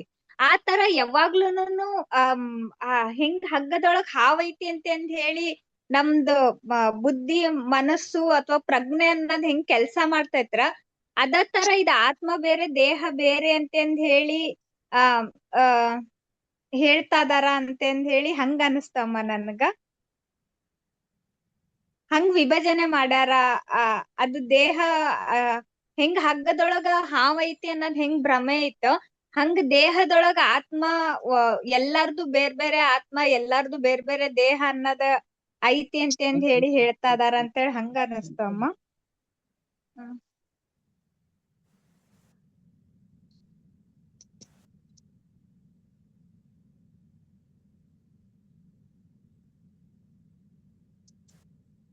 ಅಷ್ಟಮ್ಮ ಗೊತ್ತಾಗಿದ್ದು. ಮ್ಯೂಟ್ ಆಗೈತ್ರಿ. ಅದ್ರಲ್ಲಿ ಯಾವುದಿಲ್ಲ. ಇದುವರೆಗೂ ಅವರು ಏನ್ ಹೇಳಿದ್ರು ಅಂದ್ರೆ ಹಾಗೆ ಬೇರೆ ಬೇರೆ ಇದೆ ಅಂತ ಅಂದ್ಬಿಟ್ಟು ಹೇಳಿದ್ರು. ಆದ್ರೆ ಈಗ ಏನ್ ಹೇಳ್ತಾ ಇದ್ದಾರೆ ಅಂದ್ರೆ ಅದನ್ನ ಒಪ್ಕೊಳಕ್ಕಾಗಲ್ಲ. ನಾವು ಅಲ್ಲಿ ಹಗ್ಗದಲ್ಲಿ ಹಾವು ಮೊದ್ಲು ಇರ್ಲಿಲ್ಲ, ನಾವ್ ನೋಡ್ದಾಗ್ಲೂ ಇಲ್ಲ, ಅದು ಕಾಣಿಸುತ್ತೆ. ಕಾಣಿಸಿದ್ದೆಲ್ಲಾನು ನಿಜ ಅಲ್ಲ, ಸತ್ಯ ಅಲ್ಲ.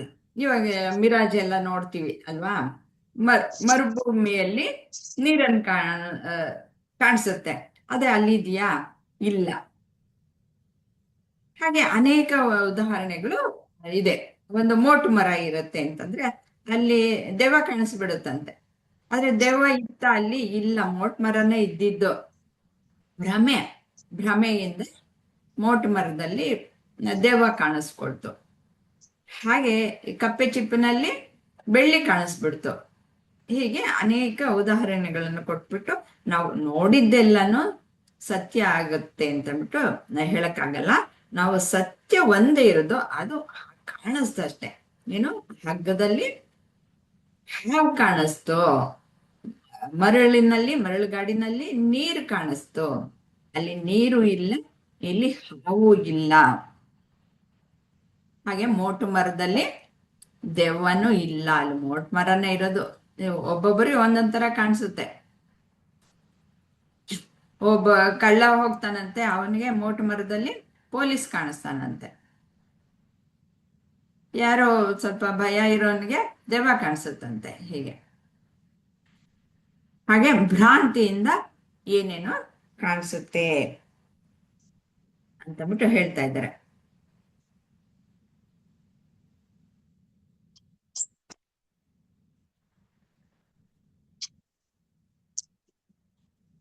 ನಾವು ಹಾಗೆ ಹೇಳಿದಾಗೆ ದೇಹಗಳು ಅನೇಕ ಇವೆ, ಮತ್ತೆ ಆತ್ಮನು ಅನೇಕ ಇದೆ ಅಂತಂದ್ಬಿಟ್ಟು ಒಪ್ಕೊಂಡ್ರೆ ಆವಾಗ ಏನಾಗುತ್ತೆ?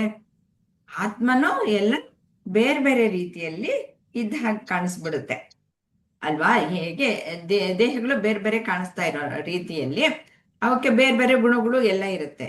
ಆತ್ಮಕ್ಕೂ ಹಾಗೆ ಬೇರೆ ಬೇರೆ ಗುಣಗಳು ಎಲ್ಲ ಕಾಣಿಸ್ಬಿಡುತ್ತೆ. ಅದಕ್ಕೆ ಈ ಒಂದು ವಾದ ಅನ್ನೋದು ತಪ್ಪು ಅಂತಂದ್ಬಿಟ್ಟು ಹೇಳ್ಬಿಟ್ಟು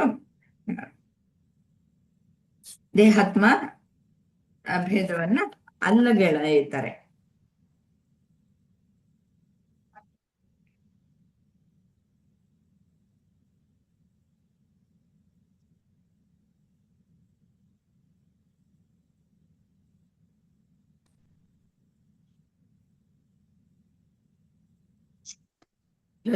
ಜ್ಞಾನಾತ್ ಕ್ಷಣೇನೈವ ಯದ್ವದ್ ದ್ರಜ್ಜುರ್ಹಿ ಸರ್ಪಿಣಿ ಭಾತಿ ತದ್ವಚ್ಚಿತಿಃ ಸಾಕ್ಷಾತ್ ವಿಶ್ವಕಾರೇಣ ಕೇವಲ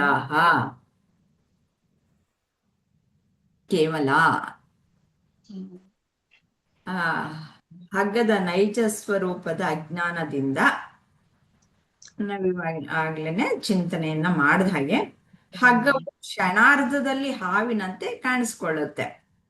ಹಾಗೆಯೇ ಶುದ್ಧ ಪ್ರಜ್ಞೆಯು ಯಾವುದೇ ಬದಲಾವಣೆಗೆ ಒಳಗಾಗದೆ ಅಸಾಧಾರಣ ಬ್ರಹ್ಮಾಂಡದ ರೂಪದಲ್ಲಿ ಕಾಣಿಸಿಕೊಳ್ಳುತ್ತೆ. ಯಾವುದೇ ಬದಲಾವಣೆ ಇಲ್ಲದೆ ಹಾಗೆ ಕಾಣಿಸ್ಕೊಳ್ತಾ ಇದೆ ಅಂತಂದ್ಬಿಟ್ಟು ಹೇಳ್ತಾ ಇದ್ದಾರೆ. ಏಕೆಂದ್ರೆ ಹಾವು ಏನು ಬದಲಾವಣೆ ಆಗಲ್ಲ, ಅಲ್ಲಿ ಆಕ್ಚುಲಿ ಹಗ್ಗ ಏನು ಬದಲಾವಣೆ ಆಗಲ್ಲ, ಹಾವು ಕಾಣಿಸ್ತಾ ಅಷ್ಟೇನೆ. ಹಗ್ಗದಲ್ಲಿ ಏನಾದ್ರೂ ಬದಲಾವಣೆ ಆಯ್ತಾ? ಇಲ್ಲ. ಹಾಗೆ ಆತ್ಮನಲ್ಲೂ ಸಹ ಯಾವ ಬದಲಾವಣೆನೂ ಇಲ್ಲ. ಶುದ್ಧವಾದ ಪ್ರಜ್ಞೆ ಅಂತಂದ್ರೆ ಆತ್ಮನು, ಅದನ್ನೇ ಪುರುಷ ಅಂತಂದ್ಬಿಟ್ಟು ಎಲ್ಲ ಹೇಳೋದು. ಪ್ರಜ್ಞೆ, ಆತ್ಮ, ಪರಮಾತ್ಮ, ಈಶ್ವರ, ಬ್ರಹ್ಮ ಅಂತ ಹೇಳುದು. ಕೊನೆ ಮೇಲ್ಗಡೆ ಹಂತದಲ್ಲಿ ಹೇಳುವಂತಹದ್ದು ಪರಬ್ರಹ್ಮ ಅಂತ ಬಿಟ್ಟು, ಯಾವಾಗ ಸೃಷ್ಟಿಗೆ ಬಂತ ಅವಾಗ ಈಶ್ವರ ಅಂತ. ಆ ಆತ್ಮ ಅಂತ ಹೇಳಿದ್ರೆ ನನ್ನಲ್ಲಿರುವ ಆತ್ಮ ಅಂತ ಬಿಟ್ಟು, ಆದ್ರೆ ಬೇರೆ ಬೇರೆ ಅಲ್ಲ. ಈ ಹೊರಗಡೆ ಇರುವ ಅವಕಾಶ, ಒಳಗಡೆ ಇರೋ ಅವಕಾಶ ಬೇರೆ ಬೇರೆನ ಇಲ್ಲ. ಸುಮ್ನೆ ನಮ್ಮನೆ ಕೋಣೆ ಅಂತ ಹೇಳ್ತೀವಿ, ಹೊರಗಡೆ ಇರೋದು ಬೇರೆ ಅಂತ ಹೇಳ್ತೀವಿ. ಹಾಗೆ ಎಲ್ಲವೂ ಒಂದೇ. ಇಲ್ಲಿ ಹಾಗೆ ಹೇಗೆ ಹಾವಿನ ಇರುವಿಕೆ ಅನ್ನೋದು ನನಗೆ ಅಜ್ಞಾನ ಇದ್ದಿದ್ದಕ್ಕೋಸ್ಕರ ಹಾವು ಕಾಣಿಸ್ತು. ಅದೇ ರೀತಿಯಲ್ಲಿ ಅಲ್ಲಿ ಆತ್ಮನ ಇರುವಿಕೆ ಅಜ್ಞಾನ ನಂಗೆ, ಅದಕ್ಕೆ ಈ ಪ್ರಪಂಚ ಅನ್ನೋದು ಕಾಣಿಸ್ತು. ಇದನ್ನ ನಾವು ಇದರಲ್ಲಿ ಹಿಂದಿನ ಅನೇಕ ಸರ್ತಿ ನೋಡಿದೀವಿ. ತತ್ವಬೋಧದಲ್ಲಿ ಕ್ಲಿಯರ್ ಆಗಿ ಹೇಳಿದ್ದಾರೆ, ಮಾಯೆಗೆ 2 ಶಕ್ತಿಗಳು, ಆವರಣ ಶಕ್ತಿ ಮತ್ತೆ ವಿಕ್ಷೇಪ ಶಕ್ತಿ ಅನ್ನೋದು ಇದೆ ಅಂತ ಬಿಟ್ಟು. ಆ ಆವರಣ ಶಕ್ತಿಯಿಂದ ಆ ಮರವು ಅನ್ನೋದು ಏನಿದೆ ಅನ್ನೋದು ಅಜ್ಞಾನ, ಅದೇ ಅವಿದ್ಯೆ ಅನ್ನೋದು. ಏನಿದೆ ಅನ್ನೋದು ಗೊತ್ತಿಲ್ಲ. ಆ ವಿಕ್ಷೇಪ ಶಕ್ತಿಯಿಂದ ಈ ಪ್ರಪಂಚವನ್ನ, ಈ ದೇಹ ಮನಸ್ಸು ಬುದ್ಧಿಗಳನ್ನ ನಾನೇ ಅಂತ ತಿಳ್ಕೊಳ್ತೀನಿ. ಹಾಗಂದ್ಬಿಟ್ಟು ಈ ದೇಹ ಮನಸ್ಸು ಬುದ್ಧಿಗಳು ಬೇರೆ ಅಂತ ಅನ್ಕೊಳ್ಬೇಡಿ ಅಂತ ಹೇಳ್ತಾ ಇರೋದು. ಇವುಗಳು ಸಹ ಆತ್ಮನೇ. ಈ ರೀತಿಯಲ್ಲಿ ನಾಮರೂಪಗಳು ಕಾಣಿಸ್ತಾ ಇದೆ ಅಷ್ಟೇ. ಆ ನಾಮರೂಪಗಳು ಏನ್ ಕಾಣಿಸ್ತಾ ಇದೆ ಅದೆಲ್ಲನು ಈ ಮಾಯೆಯಿಂದ, ಅದು ಮಾಯೆ ಅನ್ನೋದು ಮಿಥ್ಯ ಅನ್ನೋದು ಸತ್ಯ ಅಲ್ಲ, ಇದ್ದ ಹಾಗೆ ಕಾಣಿಸ್ತಾ ಇದೆ ಅಷ್ಟೆ.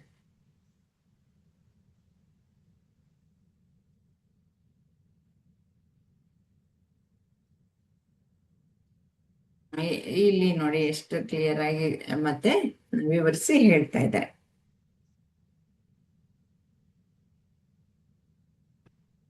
ಇಲ್ಲಿ ಅದ್ವೈತ ಪೂರ್ತಿಯಾಗಿ ಹೇಳ್ತಾ ಇದ್ದಾರೆ. ಉಪಾದಾನ ಪ್ರಪಂಚಸ್ಯ ಬ್ರಹ್ಮಣೋನ್ಯನ್ ವಿದ್ಯತೆ, ತಸ್ಮಾತ್ ಸರ್ವ ಪ್ರಪಂಚೋಯಂ ಬ್ರಹ್ಮೈವಾಸ್ತಿನ ಚೇತರತ್. ಅಂದ್ರೆ ಇದರ ಅರ್ಥ, ಈ ಅಸಾಧಾರಣ ಬ್ರಹ್ಮಾಂಡಕ್ಕೆ ಬ್ರಹ್ಮನನ್ನು ಹೊರತುಪಡಿಸಿ ಬೇರೆ ಯಾವುದೇ ಭೌತಿಕ ಕಾರಣವಿಲ್ಲ. ಆದ್ದರಿಂದ ಇಡೀ ಬ್ರಹ್ಮಾಂಡವು ಬ್ರಹ್ಮವೇ ಹೊರತು ಬೇರೇನೂ ಅಲ್ಲ. ಇಂದ್ರಮ್ಮ ಅವರೇ, ಇದು ತತ್ವಬೋಧದಲ್ಲಿ ಚೆನ್ನಾಗಿ ತಿಳ್ಕೊಂಡಿದ್ದೀರಾ. ಏನದು ಏನು ಕಾಣಿಸ್ತಾ ಇದೆಯೋ ಅದೆಲ್ಲ ಬ್ರಹ್ಮನೇ ಹೇಗಾಗತ್ತೆ? 3 ಸರ್ತಿ ಕೇಳಿದ್ದೀರಾ ತತ್ವಬೋಧ. ಎಷ್ಟು ಕೇಳಿದ್ರು ಮತ್ತೆ ತಲೆ ಒಳಗೆ ಅಷ್ಟೇ ಕುತ್ಕೊಳ್ಳುತ್ತೆ. ಅದ ನಾನ್ ಸರಿಯಾಗಿ ಹೇಳ್ಕೊಟ್ಟಿಲ್ಲ ಅಂತ ಅರ್ಥ. ಇಲ್ಲಪ್ಪ, ಶಿಷ್ಯಂದ್ರದು ಇದು.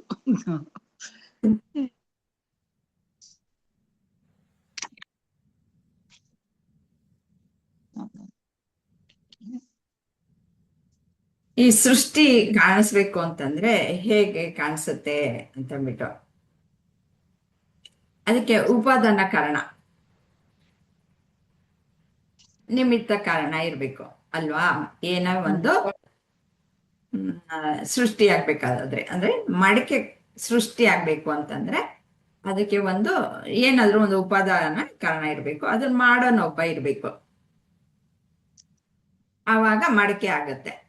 ಹಾಗೆ ಅದಕ್ಕೆ ಉಪಾದಾನ ಕಾರಣ ಅಂತಂದ್ರೆ ಏನು? ಅದಕ್ಕೆ ಮೆಟೀರಿಯಲ್ ಏನು? ಮಣ್ಣು. ಮತ್ತೆ ಮಡಿಕೆ ಮಾಡುವನು ಕುಂಬಾರ ಇರ್ತಾನಲ್ಲ, ಅವನು ನಿಮಿತ್ತ ಕಾರಣ. ಇದು ಕಾರ್ಯ. ಹಾಗೆ ಪ್ರಪಂಚ ಅನ್ನೋದಕ್ಕೆ ಯಾವುದು ಉಪಾದಾನ ಕಾರಣ ಹೇಳಿ ಲಕ್ಷ್ಮಿ ಅವ್ರೆ, ವೀಣಾ ಅವರು?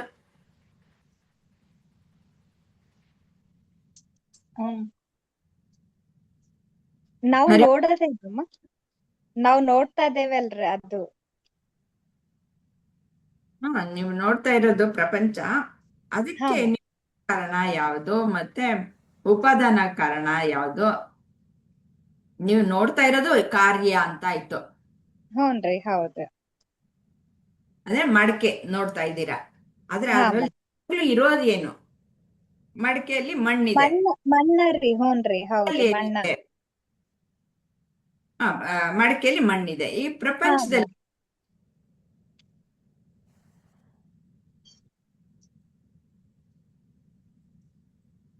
ಪ್ರಪಂಚ ಅಂತ ಹೇಳಿದ್ರ ಅದು ಒಂದು ಬ್ರಹ್ಮನ್ ಸೃಷ್ಟಿನ ಅಲ್ರಿ. ಈಗ ಕರೆಕ್ಟ್. ನಮ್ ದೇಹದೊಳಗ್ ಹೆಂಗ ಅಗ್ನಿ, ನೀರು, ವಾಯು, ಹೆಂಗ್ ಪಂಚೇಂದ್ರಿಯಗಳು ವರ್ಕ್ ಮಾಡದ್, ಹೆಂಗ ಏನೇನ್ ಬೇಕು, ಗಾಳಿ ಬೇಕ್ರಿ, ನೀರ್ ಬೇಕು, ಮತ್ತ ಪಂಚಭೂತದೊಳಗ್ ಏನೇನ್ ಅದಾವ ಅದೆಲ್ಲ ನಮ್ ದೇಹದೊಳಗ್ ಅದಾವಮ್ಮ. ಕರೆಕ್ಟ್. ಪ್ರಪಂಚ ಬೇರೆ ಅಲ್ಲ, ನಾವ್ ಬೇರೆ ಅಲ್ಲ ಅಮ್ಮ. ನಾವ್ ಕರೆಕ್ಟ್. ನೋಡೋದ್ರಿಂದ ಪ್ರಪಂಚ ಕಾಣಿಸ್ತೈತಿ, ಪ್ರಪಂಚ ಇರೋದ್ರಿಂದ ನಮಗ್ ಕಾಣಿಸ್ತಾ ಐತ್ರಿ. ಪೂರ ಎಲ್ಲಾ ಬ್ರಹ್ಮ ಸ್ವರೂಪನ ಅಂತಂದ್ ಹೇಳಿ ಹಂಗ ನನಗ ಅರ್ಥ ಆತು ಅಮ್ಮ. ಈಗ ಹೌದು, ಹಾಗೆ ಮುಂದುವರ್ಸಿ ಹೇಳಿ. ಆಮ್, ಈಗ ಹೆಂಗ ನಮ್ಮ ಈಗ ಒಬ್ರು ಸೃಷ್ಟಿ ಅಂತ ಹೇಳಿ ಇದ್ದಾಗ ಇದ್ ಪೂರಾ ಪೂರಾ ಭೂಲೋಕ ಏನ್ ಪೂರಾ ಬ್ರಹ್ಮಾಂಡ ಅಂತ ಹೇಳಿ ಏನ್ ಪೂರಾ ಐತಲ್ರಿ, ಅದಕ್ಕೆಲ್ಲ ಶಕ್ತಿ ಬ್ರಹ್ಮ ಅಂತಂದ್ ಹೇಳಿ ನನಗ್ ಹಂಗ ಅನಸ್ತು ಅಮ್ಮ. ಈಗ ಈ ತರ ಈಗ ನಾವು ಒಂದ್ ಗಿಡ ಹಚ್ಬೇಕಂದ್ರೂ ಬೀಜ ಹಾಕ್ಬೇಕ್ರಿ. ಆ ಬೀಜ ಎಲ್ಲಿಂದ ಬಂತ್ರಿ? ಹಂಗಂದ್ರ ಆ ಬೀಜ ಒಂದ್ ಹಣ್ಣನಿಂದನ ಬರಾಕ್ ಸಾಧ್ಯ ಐತಿ. ಹಣ್ಣ ಹೆಂಗ್ ಬಂತು? ಬೀಜದಿಂದ ಬಂತ್ರಿ. ಆ ಬೀಜದ ಆಧಾರ ಯಾರು ಅಂತ ಹೇಳಿ ಒಳಗಡೆಯಿಂದ ಹುಡುಕೊಂಡ್ ಹೋದ್ರ ಒಂದ್ ಸೃಷ್ಟಿ ರೀ. ಈಗ ನಾನಾಗ್ಲಿ ಅಥವಾ ಮತ್ತೊಬ್ರಾಗ್ಲಿ ಅದ್ ಬೀಜ ತಯಾರ್ಸಕ್ ಸಾಧ್ಯ ಇಲ್ಲ ರೀ. ಅದು ಅದ್ ಹೆಂಗಂತಂದ್ ಹೇಳಿರೋದು ಹೇಳಾಕು ಬರಂಗಿಲ್ಲ. ಹಂಗ ಯಾರಿಂದ ಸೃಷ್ಟಿ ಆಗೇತಿ, ಹೆಂಗ್ ಸೃಷ್ಟಿ ಆಗೇತಿ ಅಂತ ಹೇಳಿ ಯೋಚನೆ ಮಾಡ್ಕೊಂಡ್ ಹೋದ್ರ ಒಂಥರ ಪೂರಾ ಆಶ್ಚರ್ಯನ ಅನಸ್ತೈತಿ ಅಮ್ಮ. ಈಗ ಆ ಬೀಜದ ಯಾರ್ ತಯಾರ್ ಮಾಡಿದ್ರು ಹಂಗಂದ್ರ ಅಂತಂದ್ ಹೇಳಿದ್ರ ಒಬ್ಬ ಸೃಷ್ಟಿಕರ್ತ ಬ್ರಹ್ಮ ಅಂತಂದ್ ಹೇಳಿ ಯಾರದಾರ ಅವ್ರ ತಯಾರ್ ಮಾಡ್ಯಾರ. ನಮ್ಮ ಆತ್ಮಶಕ್ತಿಗಿಂತ ಮೀರಿರೋರು. ನಾವು ಏನು ಸಾಮಾನ್ಯ ಜನರ ಶಕ್ತಿ ಐತಲ್ರಿ, ಅದ್ರಕ್ಕಿಂತ ಮೀರಿರೋದೊಂದು ಶಕ್ತಿ ನಮ್ ಬ್ರಹ್ಮಾಂಡದೊಳಗ ಐತಿ. ಅವ್ರ ಇದ್ನೆಲ್ಲಾ ನಡೆಸ್ತಿರೋದು ಅಂತಂದ್ ಹೇಳಿ ನನಗ್ ಹಂಗ ಅರ್ಥ ಆತು ಅಮ್ಮ. ಭೇದ ಬಂತಲ್ವಾ? ಹೌನ್ರಿ, ಹೌದು. ಈಶ್ವರನೇ ಬೇರೆ ಎಲ್ಲೋ ಕೂತಿದ್ದಾನೆ, ಅವನ್ ನಮ್ಮನ್ನೆಲ್ಲ ಸೃಷ್ಟಿ ಮಾಡಿ ನಡೆಸ್ತಾ ಇದ್ದಾನೆ ಅಂತ ನಿಮ್ ಮಾತಾಯ್ತಲ್ವಾ? ಇನ್ನೂ ಒಂದ್ ಅಹಂಕಾರ ಅನ್ನೋದ್ ಐತಿ ಅಲ್ಲಮ್ಮ, ಅದ್ರಿಂದ ನಮ್ಗದ್ ಈಶ್ವರ ಕಾಣಿಸ್ತಿಲ್ಲ ರೀ. ಈಗ ನಾನ್ ಯಾರು ಕಾಣಿಸ್ತಾ ಅಂತ ಇಲ್ಲ. ಅದಕ್ಕೆ ಇವಾಗ ಜ್ಞಾನವನ್ನ ಕೊಡ್ತಾ ಇದಾರಲ್ಲ, ಜ್ಞಾನವನ್ನ ಕೊಡ್ತಾ ಹೂನ್ರಿ, ಇದ್ದಾರೆ. ಹೌದ್ರಿ, ಹೂನ್ರಿ. ಈಗ ಸಡನ್ ಆಗಿ ನಾನ್ ಯಾರು ಅಂತ ಹೇಳಿದ್ರೆ, ನಾನ್ ಸಡನ್ ಆಗಿ ಆತ್ಮ ಅಂತ ಹೇಳಿ ನಾನ್ ಯಾವಾಗೂ ಹೇಳೋದೇ ಇಲ್ಲ ಅಮ್ಮ. ನಾನ್ ಲಕ್ಷ್ಮಿ ಅಥವಾ ನಾನ್ ಶಾಲಿನಿ ಅಂತ ಹೇಳ್ತೇನ್ರಿ ಹೆಚ್ಚಿಂದ ಹೆಚ್ಚು. ಯಾರ ಸಡನ್ ಆಗಿ ಬಂದ್ ಕೇಳಿದ್ರೆ, ಯಾಕಂದ್ರ ನಾನು ಅನ್ನೋ ಅಹಂಕಾರ ನನ್ನೊಳಗ ಪೂರಾ ಬೇರೂರ್ ಬಿಟ್ಟೈತ್ರಿ. ಅದು ಈಗ ಹುಟ್ಟಿದ ಕೂಸ್ನಿಂದಾನು ಒಂದ್ ನಾಮಕರಣ ಅಂತ ಹೇಳಿ ಯಾವಾಗ ಮಾಡ್ತಾರ, ಕೂಸಿದ್ದ ಕೂಸು ಅಂತಾರ. ಅದ್ರಕ್ಕಿಂತ ಮುಂಚೆ ಗರ್ಭದೊಳಗಿದ್ದಾಗ್ಲೂನು ಅದಕ್ ಒಂದ್ ಕೂಸು ಅಂತ ಹೇಳ್ತಾರ್ರಿ. ಮೊದ್ಲಿಂದ ಹೆಸರು ಕಟ್ಕೊಂಡ್ ಬಂದಿರೋದ್ರಿಂದ ನಾನೊಂದು ಚೈತನ್ಯ ಆತ್ಮ, ನಾನ ಬ್ರಹ್ಮ ಅನ್ನೋದನ್ನ ನಾವು ಹೆಂಗ ಒಂದ್ ಕನ್ನಡಿ ಮೇಲೆ ಧೂಳ್ ಕುಂತಿರ್ತತಲ್ರಿ, ಆ ತರ ಧೂಳ್ನೊಳಗ ಅದೇವಿ ಅಮ್ಮ. ಇನ್ನು ಕನ್ನಡಿ ಈಗ ಸಾಫ್ ಮಾಡ್ಕೊಂಡ್ ಬರಾಕುಂತೇವ್ರಿ. ಯಾವಾಗ ಪೂರಾ ಕನ್ನಡಿ ಸಾಫ್ ಆಗ್ತತೆಲ್ಲ ಅವಾಗ ಪರಬ್ರಹ್ಮ, ಇಡೀ ಸೃಷ್ಟಿಕರ್ತ ಬ್ರಹ್ಮ, ಆಮೇಲೆ ನಾನು ಎರಡು ಒಂದಾಗ್ತೇವಿ ಅಂತಂದ್ ಹೇಳಿ ನನಗ್ ಹಂಗ ಅನಿಸ್ತಮ್ಮ. ಗೊತ್ತಿಲ್ಲ ರೀ, ಥ್ಯಾಂಕ್ ಯು ರೀ. ಅಲ್ಲ, ನೀವು ಒಂದಷ್ಟು ಟಚ್ ಮಾಡಿದೀರಾ, ಇಲ್ಲ ಅಂತಲ್ಲ, ಸಾಕಷ್ಟು ಪ್ರಯತ್ನವನ್ನ ಪಟ್ಟಿದ್ದೀರಾ.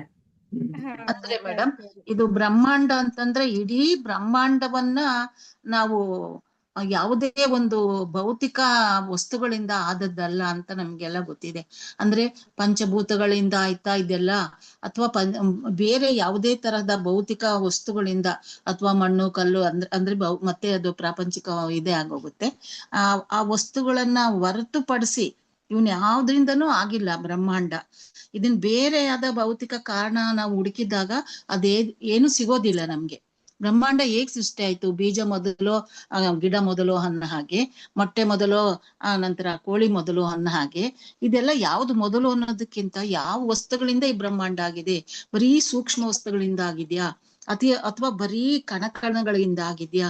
ಯಾವ ವಸ್ತುಗಳಿಂದ ಈ ಬ್ರಹ್ಮಾಂಡ ಆಗಿದೆ? ಈ ಬ್ರಹ್ಮಾಂಡದಲ್ಲಿ ಈ ಸೃಷ್ಟಿಯ ಒಂದು ಅನೇಕ ಜೀವ ಜಂತುಗಳು ಎಲ್ಲಾನು ಬಂದು ಸೇರ್ಕೊಂಡು ಹೋಗಿದೆ. ಇದ್ರಲ್ಲಿ ಇಲ್ದಂತಹ ವಸ್ತುಗಳೇ ಇಲ್ಲ. ಅದು ಇದು ಅಜ್ಞಾನ ಅಥವಾ ಮಾಯೆ ಅಂತ ಅನ್ಕೊಂಡ್ರು ಕೂಡ ಈ ಭೌತಿಕ ವಸ್ತುಗಳು ಕಾರಣ ಅಲ್ಲ. ಬ್ರಹ್ಮಾಂಡಕ್ಕೆ ನಮ್ಮ ಅಜ್ಞಾನನೂ ಕಾರಣವಿರಬಹುದೋ ಏನೋ. ಆದ್ರೆ ಈ ಬ್ರಹ್ಮಾಂಡ ಸೃಷ್ಟಿಗೆ ಭೌತಿಕ ವಸ್ತು ಅಲ್ಲ ಅಂತಂದ್ಮೇಲೆ ಇದನ್ನೆಲ್ಲ ಹೊರತುಪಡಿಸಿ ಹಾಗಾದ್ರೆ ಆ ಪರಮಾತ್ಮನೇ ಇದಕ್ಕೆ ಕಾರಣ, ಬೇರೆ ಏನೂ ಅಲ್ಲ. ಬ್ರಹ್ಮನ ಹೊರತಾಗಿ ಇದನ್ನ ಸೃಷ್ಟಿ ಮಾಡ್ಲಿಕ್ಕೆ ಯಾರಿಂದನೂ ಸಾಧ್ಯ ಇಲ್ಲ ಅಂತ ನನ್ನ ಅನಿಸಿಕೆ ಮೇಡಮ್. ಇದು ಅಜ್ಞಾನ ಇರ್ಬಹುದು ಅಥವಾ ಇದೇ ಆಗಿರ್ಬಹುದು, ಯಾವುದೇ ಸ್ವಲ್ಪ ಹತ್ರಕ್ಕೆ ಹೇಳಿದಿರಾ. ಹೇಳಿದ್ರೆ ಭೌತಿಕ ವಸ್ತುಗಳು ಏನ್ ಕಾಣಿಸ್ತಾ ಇದೆಯೋ ಅದು ಬೇರೆ ಆಯ್ತು ಅಂತ ಆಯ್ತು ಅಲ್ವಾ?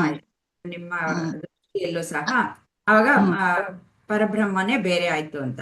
ಅದ್ರ ಇವ್ರು ಏನ್ ಹೇಳ್ತಾ ಇದಾರೆ ಅಂದ್ರೆ ಹಗ್ಗನೇ ಹಾವಾಗಿ ಕಾಣಿಸ್ತಾ ಇದೆ ಅಂತ ಬಿಟ್ಟು, ಅಂದ್ರೆ ಅಜ್ಞಾನದಿಂದ ನಮ್ಗೆ ಕಾಣಿಸ್ತಾ ಇದೆ ಅಲ್ವಾ? ಅದಕ್ಕೆ ಈ ರೂಪಗಳೆಲ್ಲ ಏನ್ ಕಾಣಿಸ್ತಾ ಇದೆ ಅದೆಲ್ಲೋ ಪರಬ್ರಹ್ಮನೇ ಅಪ್ಪ. ಅಂದ್ರೆ ಕಾರಣನು ಪರಬ್ರಹ್ಮನೇ ಆಯ್ತು. ತತ್ವಬೋಧದಲ್ಲಿ ಚೆನ್ನಾಗಿ ತಿಳ್ಕೊಂಡಿದ್ದೇವೆ ಸೃಷ್ಟಿ ಅನ್ನೋದು ಹೇಗಾಯ್ತು ಅಂತಂದ್ಬಿಟ್ಟು.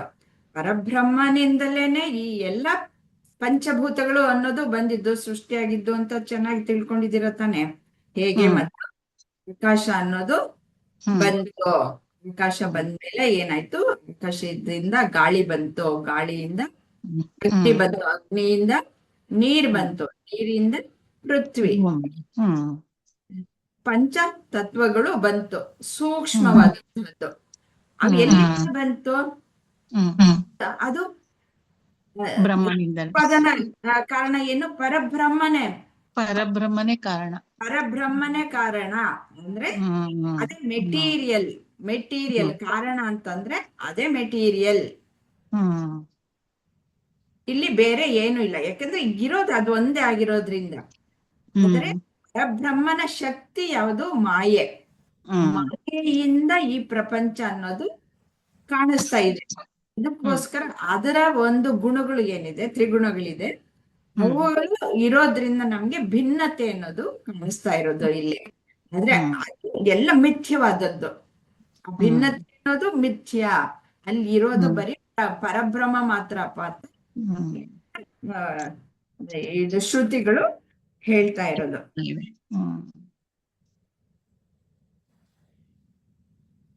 ಹಗ್ಗವೆಂದು ಅರಿಯದೇ ಇರೋದ್ರಿಂದ ಹಗ್ಗವು ಹೇಗೆ ಕ್ಷಣ ಮಾತ್ರದಲ್ಲಿ ಹಾವಾಗಿ ತೋರ್ತೋ ಹಾಗೆ ಚೈತನ್ಯ ತಾನೇ ಪ್ರಪಂಚದ ಆಕಾರವಾಗಿ ತೋರ್ತಾ ಇದೆ ಅಂತಂದ್ಬಿಟ್ಟು ಹೇಳ್ತಾ ಇದ್ದಾರೆ. ಇಲ್ಲಿ ಬೇರೆ ಏನು ಇಲ್ಲ. ಉಪಾದಾನ ಕಾರಣ ಯಾವಾಗ್ಲೂ ಇನ್ನ ತಿಳ್ಕೊಳ್ಳಿ, ಮರಿಬೇಡಿ. ಉಪಾದಾನ ಕಾರಣ ಬೇರೆ ಇನ್ನೇನು ಇಲ್ಲ, ಬ್ರಹ್ಮವೇ. ಈ ಬ್ರಹ್ಮಾಂಡಕ್ಕೆ ಕಾರಣವಾದ್ದು ಬ್ರಹ್ಮವೇ ಹೊರತು ಬೇರೆ ಅಲ್ಲ. ಅದರಿಂದ ಇವಾಗ ಅಪ್ಪ ಅಮ್ಮನ ಗುಣಗಳು ಹೇಗೆ ಮಕ್ಕಳಲ್ಲಿ ಬರುತ್ತೆ ಅಲ್ವಾ, ಹಾಗೆ ಆ ಬ್ರಹ್ಮನಿಂದ ಸೃಷ್ಟಿಯಾಗಿರುವಂತಹ ಈ ಬ್ರಹ್ಮಾಂಡದಲ್ಲಿ ಇರುವ ಪ್ರತಿಯೊಂದು ಸಹ ಪರಬ್ರಹ್ಮವೇ ಅಲ್ವಾ? ಬೇರೆ ಆಗೋಕ್ ಸಾಧ್ಯನಾ? ಇಲ್ಲ. ಆದ್ರೆ ನಮ್ಗೆ ಅಜ್ಞಾನದಿಂದ ಬೇರೆ ಅಂತ ಅನಿಸ್ತಾ ಇದೆ. ಅದು ತಪ್ಪು ತಿಳುವಳಿಕೆ. ಅದನ್ನ ಹೋಗಿಸ್ಕೊಳ್ಳಿ. ಆ ತಪ್ಪು ತಿಳುವಳಿಕೆಯನ್ನು ಹೋಗ್ಲಾಡಿಸ್ಕೊಂಡ್ರೆ ನೀವು ಪರಬ್ರಹ್ಮ ಸ್ವರೂಪಿಗಳು ಅಂತ ಗೊತ್ತಾಗುತ್ತೆ. ಇಲ್ಲಿ ಇರೋದು ಬರೀ ಪರಬ್ರಹ್ಮ ಒಂದೇ ಅನ್ನೋದೇ ಇಲ್ಲಿ ಅವರು ಹೇಳ್ತಾ ಇರೋದು. ಅದು ಅದ್ವೈತ.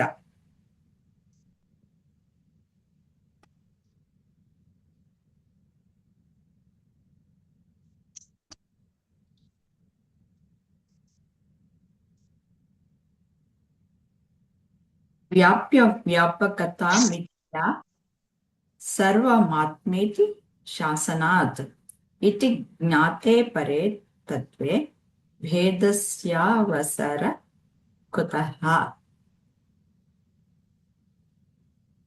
ಇದೆಲ್ಲವೂ ಆತ್ಮ ಎಂದು ಶ್ರುತಿಯಲ್ಲಿ ಘೋಷಿಸಿದಾಗ ವ್ಯಾಪಕವಾದ ಮತ್ತು ವ್ಯಾಪಕತೆಯ ಕಲ್ಪನೆಯು ಭ್ರಮೆಯಾಗಿದೆ ಎಂದು ತಿಳಿಯುತ್ತದೆ.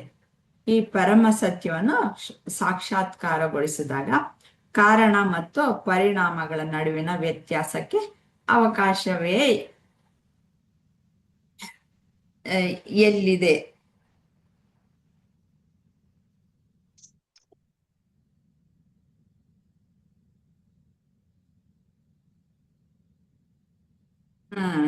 ಇದನ್ನ ಏನಾದ್ರು ಅರ್ಥ ಮಾಡ್ಕೊಂಡಿದ್ದೀರಾ? ವಿಜಯಲಕ್ಷ್ಮಿ ಅವರು ಈಗ ಬಂದಿದ್ದೀರಾ, ನೀವು ಸ್ವಲ್ಪ ತಗೊಳ್ಬೋದಾ?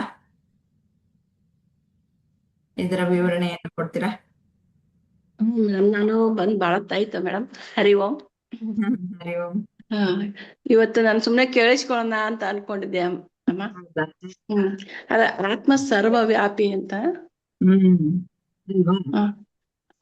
ಇದೆಲ್ಲವೂ ಆತ್ಮ ಎಂದು ಶ್ರುತಿ ಘೋಷಿಸಿದಾಗ ವ್ಯಾಪಕವಾದ ಮತ್ತು ವ್ಯಾಪಕತೆಯ ಕಲ್ಪನೆಯು ಭ್ರಮೆಯಾಗಿದೆ ಎಂದು ತಿಳಿಯುವುದು ಈ ಪರಮ ಸತ್ಯವನ್ನು ಸಾಕ್ಷಾತ್ಕಾರಗೊಳಿಸುವುದು ಕಾರಣ ಮತ್ತು ಪರಿಣಾಮಗಳ ನಡುವಿನ ವ್ಯತ್ಯಾಸ ಅವಕಾಶವೇ ಎಲ್ಲಿದೆ?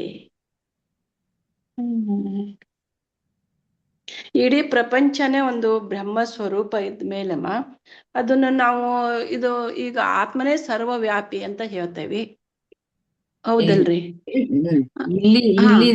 ಇಲ್ಲಿ ವ್ಯಾಪಕತೆಯ ಕಲ್ಪನೆ ಅಂದ್ರೆ ಟ್ರಾನ್ಸ್ಲೇಷನ್ ಇದು ಪೂರ್ತಿಯಾಗಿ ಅದರ ಅರ್ಥವನ್ನ ಓದ್ತೀನಿ. ಹೇಳ್ರಿ. ಎಲ್ಲವೂ ಆತ್ಮನೇ ಎಂದು ಶ್ರುತಿಯಲ್ಲಿ ಹೇಳಿರುವುದರಿಂದ ವ್ಯಾಪಕ ಭಾವವು ಸುಳ್ಳೆ. ಅಂದ್ರೆ ಇದರಲ್ಲಿ ವ್ಯಾಪಿಸ್ಕೊಂಡಿದೆ ಅಥವಾ ಇಲ್ಲ ಅಂತಂದ್ಬಿಟ್ಟು ಅದರ ಹೊರಗಡೆ ಇದೆ ಒಳಗಡೆ ಇದೆ ಅಂತ ಹೇಳೋದು ಎಲ್ಲ ಸುಳ್ಳೆ. ಹೀಗೆಂಬ ಹೆಚ್ಚಿನ ತತ್ವವನ್ನು ತಿಳಿದರೆ ಭೇದಕ್ಕೆ ಅವಕಾಶ ಎಲ್ಲಿರುತ್ತೆ ಅಂತ. ಅದು ಈಗ ನನ್ನ ಒಳಗಡೆ ಇರುವುದು ಸಹ ಆತ್ಮನೆ, ಹೊರಗಡೆನೂ ಸಹ ಆತ್ಮನೇ ಇರೋದು, ಎಲ್ಲೆಲ್ಲೂ ಸಹ ಆತ್ಮನೇ ಇರುವುದು, ಆತ್ಮನಿಂದಲೇ ಮಾಡಿರುವುದು ಅಂತಂದ್ಬಿಟ್ಟು ನಾವು ಹಿಂದಿನ ಶ್ಲೋಕದಲ್ಲಿ ತಿಳ್ಕೊಂಡ್ವಿ. ಹಾಗೆ ಆತ್ಮನಿಂದಲೇ ಮಾಡಿರುವಂತಹದ್ದು ಅಂದ್ರೆ ಪರಬ್ರಹ್ಮನಿಂದಲೇ ಮಾಡಿರುವಂತಹದ್ದು ಏನೇ ಮಾಡಿದ್ರು ಅದೇ ಉಪಾದಾನ ಕಾರಣ ಆದ್ಮೇಲೆ, ಮೆಟೀರಿಯಲ್ ಅದೇ ಆದ್ಮೇಲೆ ಅದು ಏನು ಒಂದು ವಸ್ತು ಅನ್ನೋದು ಏನು ಇರುತ್ತೆ ಅದು ಸಹ ಪರಬ್ರಹ್ಮನೇ ಆಗಿರ್ಬೇಕಲ್ವಾ? ಇವಾಗ ಮಣ್ಣು ಅನ್ನೋದು ಕಾರಣ ಆದ್ರೆ ಮಡಕೆನು ಮಣ್ಣೇನೆ ತಾನೆ. ಇಲ್ಲಿ ನಾವು ಉದಾಹರಣೆ ಕೊಡ್ಬೇಕ, ಉದಾಹರಣೆ ಮೂಲಕ ಹೇಳ್ಬೇಕಂದಮ್ಮ. ಈಗ ಸಕ್ಕರೆ ಅಚ್ಚುಗಳು ಅದ್ರ ಮೇಲೆ ಹೇಳ್ಬೋದಮ್ಮ. ವ್ಯಾಪಕತೆ ಹೇಳಿ, ನೀವು ಕರೆಕ್ಟ್ ಆಗಿ ವಿವರಿಸ್ತಾ ಇದ್ದೀರಾ, ಹೇಳಿ. ಎಲ್ಲದರಲ್ಲೂ ವ್ಯಾಪಕವಾಗಿದೆ ಅಂದ್ರೆ ಅಲ್ಲಿ ಎರಡು ವಸ್ತು ಇಲ್ಲ. ಅಲ್ಲಿ ಸಕ್ಕರೆ ಹಚ್ಚಿನಲ್ಲಿ ಅಲ್ಲಿರೋದು ಬರೀ ಸಕ್ಕರೆನೆ ಸಕ್ಕರೆನೇ ಇರೋದು. ಅಷ್ಟೇ, ಇನ್ ಬೇರೆ ಬೇರೆ ಏನು ಹಾಗೆ ಅದು ಹೇಳಿದ ಅನ್ಸಿದ್ರು ಸಹಿತಮ್ಮ. ಆದ್ರೆ ಅದನ್ನ ಬಿಟ್ಟು ಬೇರೆ ಏನು ಇಲ್ವೇ ಇಲ್ಲ ಅಂದ್ರೆ ಅದು ಎಲ್ಲಾ ಕಡೆ ವ್ಯಾಪ್ತ ಆಗಿದೆ ಅಂತ. ಈಗ ಕಲ್ಲು, ಮಣ್ಣು, ಗಿಡ, ಪ್ರಾಣಿ, ಪಶು, ಪಕ್ಷಿ ಎಲ್ಲದರಲ್ಲೂ ವ್ಯಾಪ್ತ ಆಗಿದೆ ಅಂತ ನಾವ್ ಹೇಳ್ತೇವೆ. ಈಗ ಕಲ್ಲು, ಅಲ್ಲಿ ಒಂದು ಕಲ್ಲು ಇದೆ ಅಂದ್ಮೇಲೆ ಅಲ್ಲಿ ಏನು ಅದು ಕಲ್ಲಿಗೆ ವ್ಯಾಪ್ತ ಆಗಿದೆ ಆದ್ಮೇಲೆ ಅದು ಕಲ್ಲು ಆತ್ಮನೇ ಅಂತ ಇಲ್ಲ. ಅದು ಕಲ್ಲು ಎನ್ನುವುದು ಬರೀ ಇಲ್ವೇ ಇಲ್ಲ. ಅದು ಪ್ರಪಂಚನೂ ಹಾಗೆ, ಪ್ರಪಂಚನೂ ಇಲ್ವೇ ಇಲ್ಲ. ಎಲ್ಲದರಲ್ಲೂ ಎಲ್ಲಾ ಕಡೆನೂ ಈ ಆತ್ಮನೇ ವ್ಯಾಪ್ತವಾಗಿದ್ದಾನೆ. ಇವನು ಸರ್ವ ವ್ಯಾಪಕನು ಅಂತ ಹೇಳ್ಬೋದು. ನೀವ್ ಹೇಳಿದ್ರಿ ಸಕ್ಕರೆ ಹಚ್ಚಲ್ಲಿ ಏನೇನು ಎಷ್ಟು ವೆರೈಟೀಸ್ ಮಾಡ್ತೀರಾ ನೀವು? ಸಕ್ಕರೆ ಹಚ್ಚಲ್ಲಿ ಗೊಂಬೆಗಳನ್ನ ಮಾಡ್ತಾರಮ್ಮ. ಆಮೇಲೆ ಏನೇನ್ ಬೊಂಬೆ ಮಾಡ್ತೀರಾ ಹೇಳಿ? ಏನು ಈ ಗೌರಿ ಹುಣ್ಣಿಮೆ ಬಂತು ಅಂದ್ರ ನಮ್ಮಲ್ಲಿ ಸಕ್ಕರೆ ಗೊಂಬೆಗಳನ್ನಂತೂ ಸಿಕ್ಕಾಪಟ್ಟೆ ಗೊಂಬೆಗಳು ಮಾಡ್ತಾರಮ್ಮ. ಆ ರೀತಿ ಹೇಳ್ಬೋದಾ? ಅಥವಾ ಇದನ್ನೇಂದ ಮತ್ತೆ ಅಧ್ಯಾತ್ಮದಲ್ಲಿ ಮಾಡ್ತೀವಿ ನಾವು. ಇದ್ರಲ್ಲಿ ಸಂಕ್ರಾಂತಿಲಿ ಮಾಡ್ತೀವಿ, ಸಕ್ಕರೆ ಹಚ್ಚನ್ ಮಾಡ್ತೀವಿ. ಅದರಲ್ಲಿ ಸಣ್ಣ ಸಣ್ಣ ಬೊಂಬೆಗಳು ಮಾಡ್ತೀವಿ. ಇದ್ರ ಎಳ್ಳಿನ ಜೊತೆ ಬೀರ್ತೀವಿ. ಏನ್ ಮಾಡ್ತೀವಿ? ನವಿಲು, ಆಮೇಲೆ ಜಿಂಕೆ ಮಾಡ್ತೀವಿ, ಮೊಲ, ಹೌದಮ್ಮ. ಆಮೇಲೆ ಈಗ ದೇವರ ಮಾಡ್ತೀವಿ, ಮಂಟಪ, ದೇವರ ವಿಗ್ರಹನು ಮಾಡ್ತಾರೆ, ಈ ರಥಗಳನ್ನ ಮಾಡಿರ್ತಾರೆ, ಆಮೇಲೆ ಆರತಿ ತಟ್ಟೆ ಮಾಡಿರ್ತಾರೆ, ದೀಪಗಳನ್ನ ಮಾಡಿರ್ತಾರೆ. ಏನೆಲ್ಲ ಮಾಡಿದ್ರೆ ಅದೆಲ್ಲ ಹೀಗೆ ಕಾಣಿಸ್ತಾ ಇದೆ. ಎಷ್ಟೊಂದು ಅದು ಹೀಗಿದೆ. ಹಣ್ಣುಗಳು ಮಾಡ್ತೀವಿ, ಪೈನಾಪಲ್ ಅಂತೆ, ನನ್ಗೆ ಇದ್ಬೇಕು. ಆಮೇಲೆ ಬ್ಯಾಸ್ಕೆಟ್ ಬೇರೆ ಇರುತ್ತೆ, ಇರ್ಬೇಕು ಅಂತ. ಆದ್ರೆ ಅದ್ರಲ್ಲಿ ಎಲ್ಲದ್ರಲ್ಲೂ ಏನಿದೆ, ಅದ್ರಲ್ಲಿ ಎಲ್ಲದ್ರಲ್ಲೂ ಸಕ್ಕರೆನೇ ಇರೋದು. ಸಕ್ಕರೆನೇ ಹೌದು. ಆ ರೀತಿಯಲ್ಲಿ ನಾನಾ ರೀತಿಯಲ್ಲಿ ಕಾಣಿಸ್ಕೊಳ್ತಾ ಇರೋದು. ನಾವು ಅದ್ ಬೇರೆ ಬೇರೆ ಹಾಗೆ ಅದೇ ರೀತಿನೇ ವ್ಯಾಪ್ತ ಆಗಿದೆ ಅಂತ. ಅದು ಸುಳ್ಳು ಅಂತ ಹೇಳ್ತಾರೆ. ಅದೇ ಅದು ಎರಡು ವ್ಯಾಪ್ತ ಅನ್ನೋದು ಸುಳ್ಳು. ಆಗಿರೋದೇ ಸುಳ್ಳು. ಇಲ್ಲ, ವ್ಯಾಪ್ತ ಆಗಿರೋದು ಸುಳ್ಳು ಅಂತಲ್ಲ, ಅಲ್ಲಿ ಇರೋದು ಹಾಗೆ ಹೇಳೋದಕ್ಕಿಂತ ಅಲ್ಲಿ ಬೇರೆ ಬೇರೆ ಏನು ಇಲ್ಲ, ಅಲ್ಲಿ ಇರೋದು ಒಂದೇ ಅಂತ ಅಂದ್ಬಿಟ್ಟು. ಹಾ ಎರಡು ಅನ್ನೋದು ಏನಿಲ್ಲ ಅಲ್ಲಿ, ಎರಡು ಇಲ್ಲ. ಹೌದು. ಯಾವ್ದ್ರಲ್ಲೋ ಅದು ಸೇರ್ಕೊಂಡಿದೆ ಅಂತ ಅಂದ್ಬಿಟ್ಟಲ್ಲ ಹೇಳ್ತಾ ಇರೋದು. ಹಾ. ಅಲ್ಲಿ ಇರೋದೇ ಅದು, ಬೇರೆ ಇನ್ನೊಂದಿಲ್ಲ.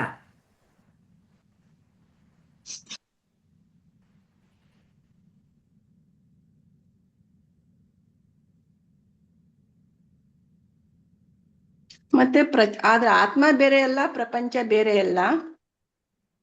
ಆದ್ರೆ ನಮ್ಗೆ ಆತ್ಮವೇ ರೀತಿ ವ್ಯಾಪ್ತ ಕಾಣಿಸ್ತಾ ಆಗಿದೆ, ಇದೆ, ಹಂಗ ಕಾಣಿಸ್ತಾ ಐತಿ ಅಂತ. ಕಾಣಿಸ್ತಾ ಇದೆ ಅಷ್ಟೇ. ಇವಾಗ ಸಕ್ಕರೆ ಹೆಚ್ಚಿಂದು ಹಾ ಉದಾಹರಣೆಯನ್ನ ಗುರುಜಿ ಕೊಟ್ಟಿದ್ದಾರೆ ಅಲ್ವಾ. ಹೌದೌದು. ನಾನಾ ರೀತಿಯಲ್ಲಿ ಕಾಣಿಸ್ತಾ ಇದೆ. ನೀವು ಹೇಳಿದ ಹಾಗೆ ಕಲ್ಲು ಇದೆ, ಮಣ್ಣು ಇದೆ, ಮತ್ತೆ ಜೀವಿಗಳು ಇದೆ, ಗಿಡ ಮರಗಳು ಎಲ್ಲ, ನದಿ ಎಲ್ಲ ಕಾಣಿಸ್ತಾ ಇದೆ. ಅದೇ ಎಲ್ಲ ನಮ್ಗೆ ಬೇರೆ ಬೇರೆ ರೀತಿಯೆಲ್ಲ ಕಾಣಿಸಿದ್ರು ಸಹ ಅದರ ಹಿಂದೆ ಇರುವಂತಹದ್ದು ಏನು ಪರಬ್ರಹ್ಮ ಮಾತ್ರನೇ. ನಮ್ಮ ಇಂದ್ರಿಯಗಳಿಗೆ ಆ ರೀತಿಯಲ್ಲಿ ಕಾಣಿಸ್ತಾ ಇದೆ. ಇದೆಲ್ಲ ಯಾತಕ್ಕೆ ಹೀಗೆ ಕಾಣಿಸ್ತಾ ಇದೆ ಅಂತಂದ್ರೆ, ಅದು ಮಾಡಲ್ಪಟ್ಟಿರೋದು ಯಾವುದು, ಮಾಯಾಶಕ್ತಿಯಿಂದ. ಆ ಮಾಯಾಶಕ್ತಿ ಎಲ್ಲಿಂದ ಬಂತು? ಅದು ಸಹ ಪರಬ್ರಹ್ಮನಿಂದಲೇ ಬಂದಿರೋದು. ಅದೆಲ್ಲ ಹೊರಗಡೆಯಿಂದ ಇತ್ತು, ಅದು ಬೇರೆ ಅಲ್ಲ. ಅದು ಅವ್ಯಕ್ತವಾಗಿ ಇತ್ತು, ಅದು ಈ ಪ್ರಪಂಚ ಅನ್ನೋದು ವ್ಯಕ್ತ ಆಯ್ತು. ಇವಾಗ ಹೇಗೆ ನಾವು ಎಚ್ಚರದಲ್ಲಿ ಎದ್ದಿರ್ತೀವಿ, ಈ ಪ್ರಪಂಚ ಅನ್ನೋದು ಕಾಣಿಸುತ್ತೆ, ಮತ್ತೆ ಸ್ವಪ್ನದಲ್ಲೂ ಸಹ ಪ್ರಪಂಚ ಅನ್ನೋದು ಬೇರೆ ಪ್ರಪಂಚ ಆದ್ರೂ ಇರುತ್ತೆ. ಆದ್ರೆ ಸುಷುಪ್ತಿಗೆ ಹೋದ್ರೆ ನಮ್ಗೆ ಯಾವ ಪ್ರಪಂಚನೂ ಇಲ್ಲ, ಈ ದೇಹನೂ ಸಹ ಪ್ರಪಂಚಕ್ಕೆ ಸೇರಿರುವಂತಹದ್ದು, ಯಾವುದು ಇಲ್ಲ, ಮನಸ್ಸು ಇಲ್ಲ, ಎಂಥದ್ದು ಇಲ್ಲ. ಹಾಗೇನೆ ಅವಾಗ ಎಲ್ಲಿ ಹೋಯ್ತು ಎಲ್ಲ, ಇದೆಲ್ಲ ಪ್ರಪಂಚ ಎಲ್ಲ ಪರಮಾತ್ಮನಲ್ಲೇ ಸೇರ್ಕೊಂಡ್ಬಿಟ್ಟಿರುತ್ತೆ. ಹಾಗೆ ಈ ಪ್ರಳಯ ಆದಾಗ್ಲೂ ಸಹ ಎಲ್ಲ ಪರಮಾತ್ಮನಲ್ಲೇ ಸೇರ್ಕೊಂಡ್ಬಿಟ್ಟಿರುತ್ತೆ.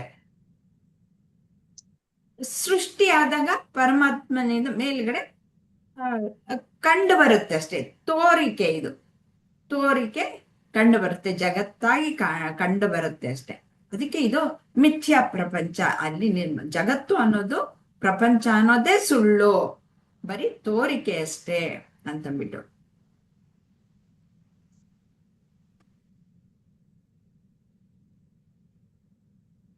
ಮತ್ತೆ ಮುಂದೆನೋ ಅದನ್ನೇ ಹೇಳ್ತಾ ಹೋಗ್ತಾರೆ. ಶ್ರುತ್ಯಾ ನಿವಾರಿತಂ ನೂನಂ ನಾನತ್ವಂ ಸ್ವಮುಖೇನ ಹಿ ಕಥಂ ಭಾಸೋ ಭವೇದನ್ಯ ಸ್ಥಿತೇ ಚಾದ್ವಯ ಕಾರಣೇ. ಖಂಡಿತವಾಗಿಯೂ ಅಲ್ಲಿನ ಒಂದು ಅರ್ಥ ಬೇಡ, ಯಾಕೆಂದ್ರೆ ಅದು ಟ್ರಾನ್ಸ್ಲೇಷನ್ ಇದು ಮಾಡಿರೋದಲ್ವ, ಒಂದೊಂದು ಸ್ವಲ್ಪ ನ್ಯೂನತೆಗಳು ಇರಬಹುದು. ನಾನತ್ವವು ಇರುವುದೇ ಇಲ್ಲವೆಂದು ಶ್ರುತಿಯು ಬಾಯಿ ಬಿಟ್ಟು ಹೇಳಿರುತ್ತದೆ. ಹೀಗೆ ಅದ್ವೈತ ರೂಪವಾದ ಕಾರಣವು ಇರುವಾಗ ಮತ್ತೊಂದು ಹೇಗೆ ತೋರಿತು? ಒಂದೇ ಇದೆ ಅಂತ ಹೇಳಿದ್ಮೇಲೆ ಇನ್ನು ಬೇರೆ ಬೇರೆ ಎಲ್ಲಿಂದ ಬರಕ್ಕೆ ಸಾಧ್ಯ? ನಾವು ಏನ್ ಹೇಳಿದ್ವಿ ಮೊದ್ಲೆಲ್ಲ, ಈ ದೇಹ ಮನಸ್ಸು ಬುದ್ಧಿ ಅನ್ನೋದೆಲ್ಲ ನಾನಲ್ಲ ಅಂತ ಹೇಳಿದ್ವಿ. ಆದ್ರೆ ಅದು ಎಲ್ಲ ಒಂದೇ ಆದ್ಮೇಲೆ ಅದು ಹೆಂಗ್ ಬೇರೆ ಆಗೋಕ್ ಸಾಧ್ಯ ಅಂತಂದ್ಬಿಟ್ಟು ನಾವು ಇಲ್ಲಿ ಉದಾಹರಣೆಯನ್ನು ತೆಗೆದುಕೊಳ್ಬೋದು. ಈ ಸಮುದ್ರದ ಒಂದು ಉದಾಹರಣೆ, ಪೂರ್ತಿ ಸಮುದ್ರ ಈಶ್ವರ ಅಂತ ತೆಗೆದುಕೊಂಡಾಗ, ಸಮುದ್ರದಲ್ಲಿ ಇರೋದು ಏನು? ಇದು ಅದು ನೀರೇ ಅಲ್ವಾ ಇರೋದು, ಅದು ಪರಬ್ರಹ್ಮ, ಅದು ಕಾರಣ, ಅದು ಉಪಾದಾನ ಕಾರಣ.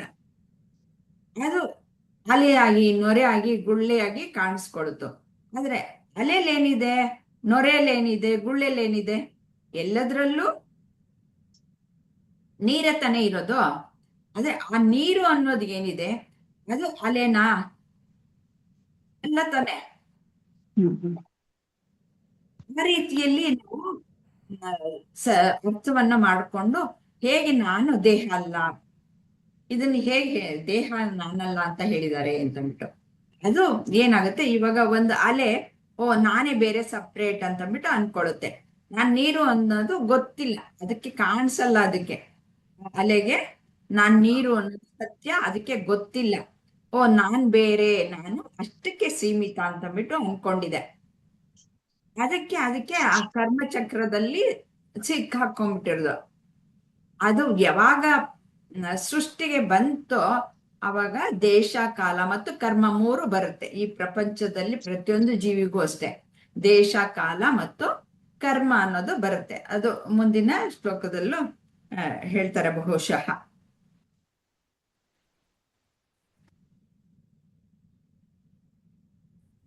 ಇಲ್ಲಿ ಬೇರೆ ಎರಡನೇ ವಸ್ತುನೇ ಇಲ್ಲ. ಅಂದ್ರೆ ಎರಡನೇ ವಸ್ತು ಇದೆ ಅಂತಂದಾಗ ವಸ್ತು ಭೇದಗಳು ಬರುತ್ತೆ. ವಸ್ತು ಭೇದ ಅಂತಂದ್ರೆ 3 ರೀತಿಯ ಭೇದಗಳು ಅಂತಂದ್ಬಿಟ್ಟು ಹೇಳ್ತಾರೆ. ಒಂದು ಸ್ವಜಾತಿ ಭೇದ, ವಿಜಾತಿ ಭೇದ ಮತ್ತು ಸ್ವಗತ ಭೇದ ಅಂತಂದ್ಬಿಟ್ಟು. ಸ್ವಗತ ಭೇದ ಮೊದ್ಲು ವಿಜಾತಿ ಭೇದಕ್ಕೆ ಹೋಗೋಣ. ಅವಾಗ ನಾನಿದ್ದೀನಿ, ಅಂದ್ರೆ ನಾವು ಮನುಷ್ಯರು ಇದೀವಿ, ಮನುಷ್ಯ ಜಾತಿನೇ ಒಂದು. ಬೇರೆ ನಾಯಿಗಳ ಇರುತ್ತೆ, ಹುಲಿ ಇರುತ್ತೆ, ಮತ್ತೆ ಮರ ಗಿಡಗಳು, ಅದೆಲ್ಲ ವಿಜಾತಿ ಭೇದ, ಬೇರೆ ಬೇರೆ ಅಲ್ವಾ. ಈ ತರ ವಿಜಾತಿ ಭೇದ ಆಯ್ತು. ಆಮೇಲೆ ಸಜಾತಿ ಭೇದ ಅಂತಂದ್ರೆ ಇವ ಮನುಷ್ಯರಲ್ಲೇ ನಾನೇ ಬೇರೆ ರೀತಿಲಿದ್ದೀನಿ, ನೀವೇ ಬೇರೆ ಬೇರೆ, ನಮಗೆ ದೇಹಗಳೆಲ್ಲ ಬೇರೆ ಬೇರೆ ಇದೆ ಅಲ್ವಾ. ಈ ವಿಜಾತಿಯ ಭೇದ ಆಯ್ತು. ಸ್ವಗತ ಭೇದನು ಸಹ. ಆ ಸ್ವಗತ ಭೇದ ಅಂತಂದ್ರೆ ಏನು, ನನ್ಗೆ ಕೈ ಬೇರೆ ಇದೆ, ಕಾಲ್ ಬೇರೆ ಇದೆ, ಕಣ್ಣು ಬೇರೆ, ಹೀಗೆ ಒಂದೊಂದು ಅಂಗಗಳಿದೆ. ಇವೆಲ್ಲವೂ ಸಹ ನಮ್ಗೆ ತೋರಿಕೆ, ಇದು ಕಾಣಿಸ್ತಾ ಇದೆ ಬೇರೆ ಬೇರೆ. ಆದ್ರೆ ಆತ್ಮನಲ್ಲಿ ಯಾವ ಬೇರೆ ಬೇರೆ ವಿಧಾನಗಳು, ಎಲ್ಲ ಅಂಗಗಳು ಅನ್ನೋದು, ಭೇದಗಳು ಅನ್ನೋದು ಇಲ್ಲ. ಹಾಗೆ ಈ ಅಲೆಯಲ್ಲಿ, ನೊರೆಯಲ್ಲಿ, ಗುಳ್ಳೆಯಲ್ಲಿ ಎಲ್ಲ ಭೇದಗಳು ಕಾಣಿಸುತ್ತೆ. ಆದ್ರೆ ನೀರಿನಲ್ಲಿ, ಅದರಲ್ಲಿರುವಂತಹ ನೀರಿನಲ್ಲಿ ಏನಾದ್ರೂ ಭೇದ ಇದೆಯಾ? ಇಲ್ಲ. ಅದು ಆತ್ಮ ಅಂತ ಬಿಟ್ಟು ನಾವು ಆ ರೀತಿಯಲ್ಲಿ ಹೋಲಿಕೆ ಮಾಡ್ಕೊಂಡು ಅರ್ಥ ಮಾಡ್ಕೊಂಡು ಹೋದ್ರೆ ಅದ್ ಯಾವತ್ತೂ ಮರೆಯಲ್ಲ.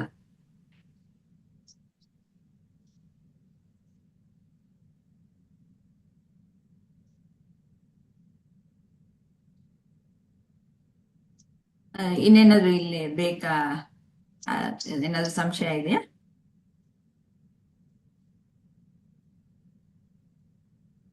ದೋಷೋಪಿ ವಿಹಿತ ಶ್ರುತ್ಯ ಮೃತ್ಯುಂ ಸ ಗಚ್ಚತಿ ಇಹ ಪಶ್ಯತಿ ನಾನಾತ್ವಂ ಮಾಯೆಯ ವಂಚಿತೋ ನರಃ.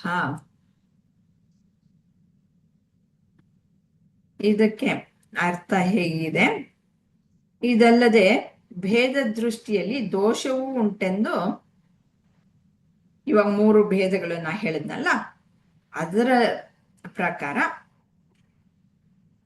ಯಾವ ಮನುಷ್ಯನು ಮಾಯೆಯಿಂದ ವಂಚಿತನಾಗಿ ನಾನತ್ವವನ್ನು ಈ ಆತ್ಮನಲ್ಲಿ ಕಾಣುವನೋ ಅವನು ಮೃತ್ಯುವಿನಿಂದ ಮೃತ್ಯುವನ್ನು ಪಡೆಯುತ್ತಿರುವನು ಎಂದು ಶ್ರುತಿಯಲ್ಲಿ ಹೇಳಲ್ಪಟ್ಟಿರುವುದು ಅಂತ. ಅದು ಹೇಗೆ ಅಂತಂದ್ರೆ,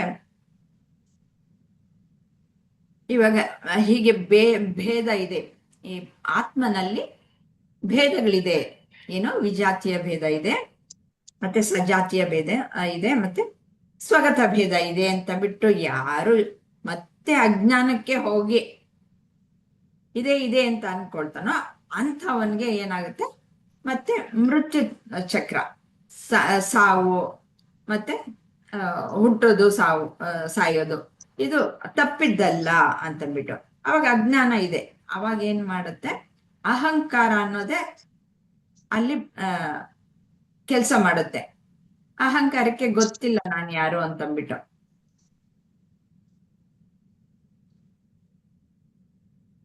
ಅದಕ್ಕೆ ಶ್ರುತಿಗಳು ಹೇಳುತ್ತೆ, ಈ ಬಹುತ್ವ ಅನ್ನೋದು ನಿಜವಾಗಿ ಇಲ್ಲ.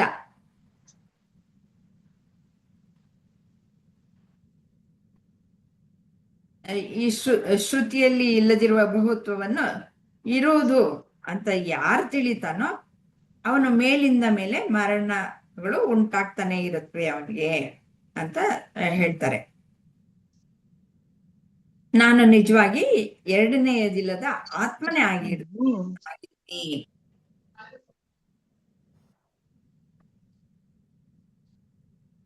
ನಿಜ ನಾನು ಆತ್ಮನಾಗಿದ್ರುನು ನಿಜವಾಗಿಲ್ಲದ ಎರಡನೆಯ ಆತ್ಮ ಇನ್ನೊಂದು ಇದೆ ಅಂತ ಕಲ್ಪಿಸ್ಕೊಂಡು ಆ ಕಲ್ಪಿತವಾದ ದ್ವಿತೀಯ ವಸ್ತುವಿನಲ್ಲಿ ರಾಗದ್ವೇಷಗಳನ್ನು ಮಾಡ್ತಾ ಇದ್ರೆ, ಅಂದ್ರೆ ಇವಾಗ ನಾವು ಭೇದಗಳನ್ನ ಎಣಿಸ್ಕೊಂಡು ಇದ್ರೆ ಅವಾಗ ಆ ವಸ್ತುಗಳಲ್ಲಿ ಕೆಲವನ್ನ ಇಷ್ಟಪಡ್ತೀವಿ, ಕೆಲವನ್ನ ಇಷ್ಟಪಡಲ್ಲ. ರಾಗದ್ವೇಷ ಅನ್ನೋದು ಇದ್ದೇ ಇರುತ್ತೆ ವಿಷಯ ವಸ್ತುಗಳಲ್ಲಿ. ಹಾಗೆ ಯಾವಾಗ ನಾವು ಭೇದ ಮಾಡಿದಾಗ ತಾನೇ ಅಲ್ಲಿ ರಾಗದ್ವೇಷಗಳು ಅನ್ನೋದು ಉಂಟಾಗೋದು. ಇಲ್ಲ ಎಲ್ಲ ಒಂದೇ ಅಂತ ಅನ್ಕೊಂಡಾಗ ರಾಗದ್ವೇಷಗಳೇ ಇರಲ್ಲ. ಹಾಗೆ ರಾಗದ್ವೇಷಗಳನ್ನ ಮಾಡ್ತಾ ನಾನು ಬಯಸೋ ವಸ್ತುಗಳನ್ನ ಪಡೆಯೋದಕ್ಕೂ ಮತ್ತೆ ನನಗೆ ಬೇಡವಾದ ಅಂತಹದ್ದನ್ನ ದೂರ ಇಡ್ಬೇಕು, ಅದಕ್ಕೆ ಪ್ರಯತ್ನ ಮಾಡ್ತಾ ಮತ್ತೆ ಮತ್ತೆ ಜನನ ಮರಣಗಳನ್ನು ಪಡಿತಾ ಇರ್ತೀನಿ. ಇದೇ ಕರ್ಮಚಕ್ರ ಅನ್ನೋದು ನಾವು ಅನೇಕ ಬಾರಿ ತಿಳ್ಕೊಂಡಿದೀವಿ. ಭಗವದ್ಗೀತೆಯಲ್ಲೂ ಸಹ ಶ್ರೀಕೃಷ್ಣ ಅನೇಕ ಸರ್ತಿ ಹೇಳ್ಕೊಟ್ಟಿದ್ದಾರೆ.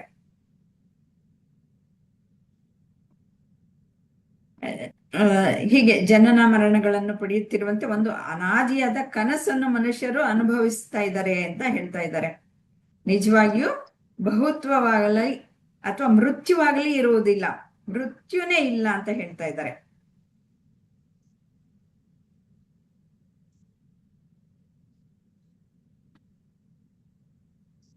ಈ ದ್ವೈತ ಅನ್ನೋದು ಬರೀ ಮಾಯೆ, ಅಂದ್ರೆ ನಿಜವಾಗಿ ಇರೋ ಅಂತಹದ್ದಲ್ಲ, ನಿಜ ಅಲ್ಲ. ಇದು ಬರೀ ಕಾಣುವ ಹುಸಿ ತೋರಿಕೆ ಹೊರತು ಪಾರಮಾರ್ಥವಲ್ಲ ಅಂತ ನಾವು ತಿಳಿಬೇಕು.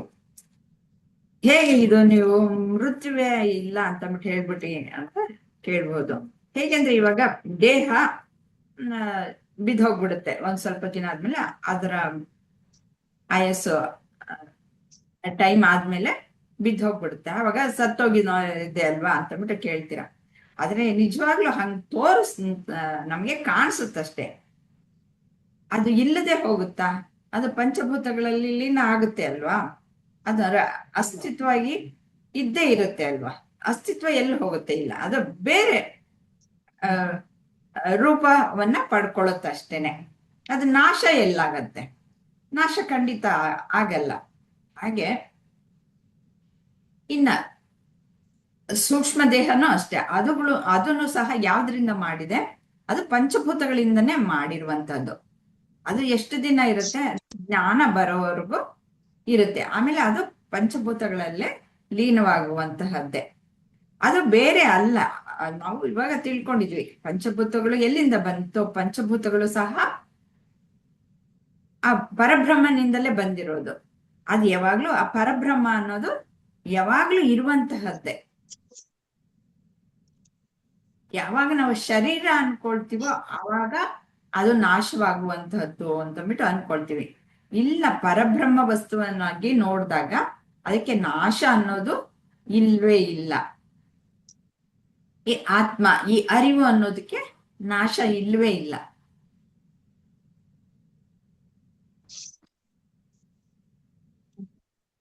ಮೇಡಮ್, ಒಂದ್ ಕ್ವಶನ್ ಕೇಳ್ಬೋದಾ? ಈ ಸಾವು ಅನ್ನೋದು ಬರೀ ತೋರಿಕೆ ಅಷ್ಟೇ, ಸಾವು ಅನ್ನೋದೇ ಇಲ್ಲ ಅಂತ ಹೇಳ್ತಾರೆ. ಅಂದ್ರೆ ಸಾವು ಅನ್ನೋದಿಲ್ಲ ಅಂತಂದ್ರೆ ನಾವು ಸಾಯ್ತೀವಿ ಅಂತಂದ್ಬಿಟ್ಟು ನಾವೇನೋ ಈಗ ವ್ಯಾವಹಾರಿಕವಾಗಿ ಹೇಳ್ತೀವ, ಅದು ತಪ್ಪು ತಿಳುವಳಿಕೆ. ಅದು ಬೇರೆ ರೀತಿಯಲ್ಲಿ ಅದು ಮಾರ್ಪಾಡಾಗುತ್ತೆ. ಮಾರ್ಪಾಡು ಅನ್ನೋದು ತಪ್ಪೆ, ಅದು ಬೇರೆ ರೀತಿಯಾಗಿ ಹೋಗುತ್ತಷ್ಟೇನೆ. ಯಾಕೆಂದ್ರೆ ಯಾವುದು ಮಾರ್ಪಾಡಾಗಿ ಅದೇ ಆಗಿ ಉಳಿಯಲ್ಲ, ಮತ್ತೆ ಇದೇ ಆಗಿ ಬರುತ್ತೆ. ಇವಾಗ ನಮ್ಮ ದೇಹ ಏನಿದೆ ಅದು ಮತ್ತೆ ಮಣ್ಣಿಗೆ ಹೋಗುತ್ತೆ, ಮತ್ತೆ ನೀರು ಎಲ್ಲವೂ ಸಹ ಅದರ ಜಾಗಕ್ಕೆ ಸೇರಿಕೊಡುತ್ತೆ. ಅದು ಮತ್ತೆ ಉಪಯೋಗ ಆಗಿ ಬೇರೆ ರೀತಿಯಾಗಿ ಏನೋ ಆಗುತ್ತೆ ಅಲ್ವಾ. ಅದ್ ನಾಶ ಅನ್ನೋದು ಆಗೋಕ್ಕೆ ಸಾಧ್ಯ ಇಲ್ಲ. ಹಾಗೆ ಆತ್ಮ, ಅದರಲ್ಲಿ ಇರುವಂತಹ ಪುರುಷನು ಸಹ ಎಲ್ಲ ಕಡೆನೂ ಇರುತ್ತೆ ಅಂತ ಹೇಳಿದ್ವಿ. ಇನ್ನು ಬೇರೆ ಏನು ಇಲ್ವೇ ಇಲ್ಲ ಅಂತ ಹೇಳಿದ್ವಿ. ಹಾಗಂದ್ಮೇಲೆ ನಾಶ ಅನ್ನೋದು ಎಲ್ಲಿದು? ಮರಣ ಅನ್ನೋದು ಎಲ್ಲಿದು? ಇಲ್ಲ. ಅದೆಲ್ಲನು ಬರೀ ಮಿಥ್ಯ, ಅದು ಬರೀ ತೋರಿಕೆ ಅಷ್ಟೇ. ಈ ಮಾಯೆಗೆ ಸಿಕ್ಕಾಕೊಂಡ್ಬಿಟ್ಟು ನಾವು ಈ ತರ ತಪ್ಪು ತಿಳುವಳಿಕೆಯಿಂದ ನಾವು ಕಷ್ಟಪಡ್ತಾ ಇದ್ದೀವಿ. ಈ ಮಾಯೆ ಆ ರೀತಿಯಲ್ಲಿ ತೋರಿಸ್ತಾ ಇದೆ ಅಂತಂದ್ಬಿಟ್ಟು ಹೇಳಿ. ಇವ್ರೆ ಯಾರು ಇಂದ್ರಮ್ಮ ಅವರ? ಹಾ ಮೇಡಮ್. ಹೇಳಿ. ಈಗ ಡೆತ್ ಅಂದ್ರೆ ಸಾವು ಆದ್ಮೇಲೆ, ಸಾವು ಎಲ್ಲೂ ಸಾವಿರೋದಿಲ್ಲ ದೇಹಕ್ಕೆ, ಮತ್ತೊಂದು ರೀತಿಯಲ್ಲಿ ಪಂಚಭೂತಗಳಲ್ಲಿ ಸೇರಿ ಹೋಗುತ್ತೆ ಅಂತ ನಾವು ಈಗ ತಿಳ್ಕೊಂಡಿರೋದು. ಹೀಗೆ ಪ್ರತಿಯೊಂದು ಜೀವಿನೂ ಸತ್ತ ಮೇಲೆ ಅದು ನಾಶ ಆಗೋದೇ ಇಲ್ಲ, ಅದು ಮತ್ತೊಂದು ಇದಕ್ಕೆ ಹೋಗಿ ಸೇರ್ಕೊಳ್ಳುತ್ತೆ ಅಲ್ವಾ ಮೇಡಮ್? ಸೂಕ್ಷ್ಮ ಶರೀರ ಹೋಗಿ ಸೇರುತ್ತೆ. ಹಾಗಂದಾದ್ಮೇಲೆ ಮತ್ತೊಂದು ಇಷ್ಟೊಂದು ಜನಸಂಖ್ಯೆಗಳು ಹೇಗೆ ಹೆಚ್ಚಾಗುತ್ತೆ? ಜನಸಂಖ್ಯೆಗಳು ಅಲ್ಲ, ಅಷ್ಟೇ ಎಲ್ಲ ಇರ್ಬೇಕು ಮೇಡಮ್. ಅಲ್ಲ, ಈಗ ಒಂದು ಸಾವಾಗುತ್ತೆ, ಆ ಸಾವು ಮತ್ತೊಂದು ಬರೀ ತೋರಿಕೆ ಅಂತ ಅಂದ್ಬಿಟ್ಟು ಹೇಳ್ತಾ ಇದಾರಲ್ಲ. ಇದು ಸೃಷ್ಟಿ ಅನ್ನೋದು ಬರೀ ತೋರಿಕೆ ಅಂತ ಅಂದ್ಬಿಟ್ಟು ಅಲ್ಲಿ ನಾನತ್ವ ಅನ್ನೋದು ಇಲ್ವೇ ಇಲ್ಲ. ಹಾಗೆ ಬೇರೆ ಬೇರೆ ದೇಹಕ್ಕೆ ಬೇರೆ ಬೇರೆ ಆತ್ಮ ಅನ್ನೋದು ಇಲ್ಲ. ಆತ್ಮ ಇರೋದು ಒಂದೇ ಇರೋದು ಅಂತಂದ್ಬಿಟ್ಟು ಎಷ್ಟು ಬಂದ್ರು ಅಲ್ಲಿ ಬರುತ್ತವೆ, ಮತ್ತೆ ಹೋಗಿ ಎಲ್ಲಿ ಸೇರ್ಕೊಳುತ್ತವೆ? ಅಲ್ಲಿ ಆತ್ಮನಲ್ಲೇ ಸೇರ್ಕೊಳ್ಳುತ್ತೆ, ಪರಬ್ರಹ್ಮನಲ್ಲೇ ಸೇರ್ಕೊಳ್ಳುತ್ತವೆ, ಮತ್ತೆ ತೋರ್ಕೊಳ್ಳುತ್ತವೆ. ಮತ್ತೆ ಎಷ್ಟು ಸೃಷ್ಟಿ ಆದ್ರೂನು ಅವು ಇರುತ್ತವೆ. ಸೃಷ್ಟಿ ಸ್ಥಿತಿ ಲಯ ಅದರಲ್ಲೇ ಆಗತ್ತೆ, ಅದ್ ಬೇರೆ ಆಗಿಲ್ಲ. ಎಲ್ಲಿಂದ ಬರುತ್ತೆ? ಪರಬ್ರಹ್ಮನಿಂದಲೇ ಬರುತ್ತೆ. ಅದು ತೋರಿಕೆ ಕಾಣುತ್ತೆ, ಮತ್ತೆ ಪರಬ್ರಹ್ಮನಲ್ಲೇ ಲೀನ ಆಗತ್ತೆ ಅಂತ. ಇಷ್ಟ ಆಗತ್ತೆ ಅಂತಂದ್ರೆ ಅವು ಎಷ್ಟೇ ಆದ್ರೂನು ಅದೆಲ್ಲವೂ ಪರಬ್ರಹ್ಮನೇ ಹೊರತು ಅದ್ ಬೇರೆ ಅಲ್ಲ. ಉತ್ಪತ್ತಿ ಆಗಿದ್ದ ಎಲ್ಲನೂ ಮತ್ತೆ ಹಾಗಾಗಿ ಇರಲ್ವಲ್ಲ, ಅವೆಲ್ಲ ನಾಶ ಆಗತ್ವಲ್ಲ, ಲಯ ಆಗತ್ತೆ ಅಲ್ವಾ? ಮತ್ತೆ ಒಂದೇ ಆಗೋಗ್ಬಿಡುತ್ತಲ್ಲ. ಎಷ್ಟಾಗಿ ನಾನತ್ವ ಎಷ್ಟು ಕಾಣಿಸಿದ್ರು ಸಹ ಕೊನೆಗೆ ಒಂದೇ ಆಗೋಗ್ಬಿಡುತ್ತೆ.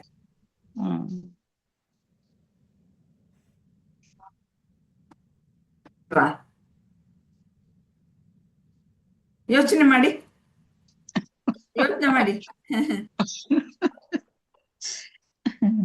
ಚಿಂತನೆಗಳು. ಮುಂದೆ ಹೋಗೋಣವಾ? ಹಾ ಮೇಡಮ್.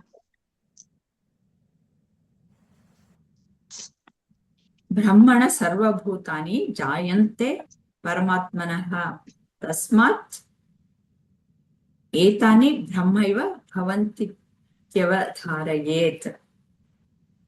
ಹೀಗಂದ್ರೆ ಬ್ರಹ್ಮವೆಂಬ ಪರಮಾತ್ಮನಿಂದಲೇ ಎಲ್ಲ ಪ್ರಾಣಿಗಳು ಹುಟ್ಟುತ್ತವೆ. ಆದ್ದರಿಂದ ಇವೆಲ್ಲ ಬ್ರಹ್ಮವೇ ಆಗಿರುವವೆಂದು ನಿಶ್ಚಯಿಸಬೇಕು. ಯಾವ್ದ್ರಿಂದ ಬಂದಿದ್ಯೋ ನಾವು ಇವಾಗಲೇ ಹಿಂದೆ ನಾವೊಂದು ಹಲವು ಶ್ಲೋಕಗಳಲ್ಲಿ ಇದನ್ನ ಹೇಳಿದ್ವಿ. ಮಣ್ಣಿನಿಂದ ಮಾಡಿದ್ದು ಮಡಿಕೆ, ಮಣ್ಣಿನಿಂದ ಮಡಿಕೆ ಆದ್ಮೇಲೆ ಮಡಿಕೆನೂ ಮಣ್ಣಿನೇ ಅಲ್ವಾ? ಹಾಗೆ ಬ್ರಹ್ಮನಿಂದಲೇ ಎಷ್ಟೇ ಪ್ರಾಣಿಗಳಾಗಿರ್ಬೋದು, ಏನ ಪ್ರಪಂಚದಲ್ಲಿ ಏನೇನ್ ಕಾಣಿಸ್ತಾ ಇದೆಯೋ ಎಲ್ಲವೂ, ಏನ್ ಆಕಾಶ ಕಾಯಿಗಳಾಗಿರ್ಬೋದು ಎಲ್ಲವೂ ಅಷ್ಟೇ ಬ್ರಹ್ಮನಿಂದಲೇ ಸೃಷ್ಟಿ ಆದ್ಮೇಲೆ ಅವೆಲ್ಲೋ ಬ್ರಹ್ಮನೇ ಆಗಿರ್ಬೇಕಲ್ವಾ? ಬೇರೆ ಆಗೋಕ್ ಹೇಗ್ ಸಾಧ್ಯ? ನಾವು ಬೇರೆ ಬೇರೆ ಅಂತ ಬಿಟ್ಟು ತಿಳ್ಕೊಂಡಿದ್ವಿ. ಅದಕ್ಕೆ ನೀವುನು ಪರಬ್ರಹ್ಮನೇ, ನೀವು ಬೇರೆ ಅಲ್ಲ ಅಂತಾನೆ ಅವ್ರು ಹೇಳ್ತಾ ಇರೋದು. ಅದನ್ನ ಅರ್ಥ ಮಾಡ್ಕೊಳ್ಳಿ. ಆ ಒಂದು ಅಜ್ಞಾನವನ್ನ ಹೋಗ್ಲಾಡಿಸ್ಕೊಳ್ಳಿ ಅಂತಂದ್ಬಿಟ್ಟೆ ಇದು ಹೇಳ್ತಾ ಇದ್ದಾರೆ. ಇದರಲ್ಲಿ ಅನೇಕ ಒಂದು ಶ್ರುತಿಗಳದ್ದು ಸಹ ಹೇಳ್ತಾರೆ. ತೈತ್ತರೀಯ ಉಪನಿಷತ್ತಲ್ಲಿ ಯಥೋವ ಇಮಾನಿ ಭೂತಾನಿ ಜಾಯಂತೆ ಏನ ಜಾತಾನಿ ಜೀವಂತಿ ಯತ್ ಪ್ರಯಂತ್ಯಭಿ ಸಂವಿಶಂತಿ ಅಂತ. ತದ್ವಿ ಜಿಜ್ಞಾಸತ್ವ ತದ್ಬ್ರಹ್ಮೇತಿ ಅಂತ. ಯಾವುದರಿಂದ ಈ ಪ್ರಾಣಿಗಳೆಲ್ಲವೂ ಹುಟ್ಟಿದ ಮೇಲೆ ಯಾವುದರಿಂದ ಬದುಕಿರುವವೋ, ಕೊನೆಗೆ ಯಾವುದರಲ್ಲಿ ಅಡಗಿ ಸೇರಿ ಹೋಗುವವೋ, ಈಗ ನಾನು ಹೇಳಿದ ಹಾಗೆ ಅದನ್ನ ತಿಳಿದುಕೋ. ಅದೇ ಬ್ರಹ್ಮ.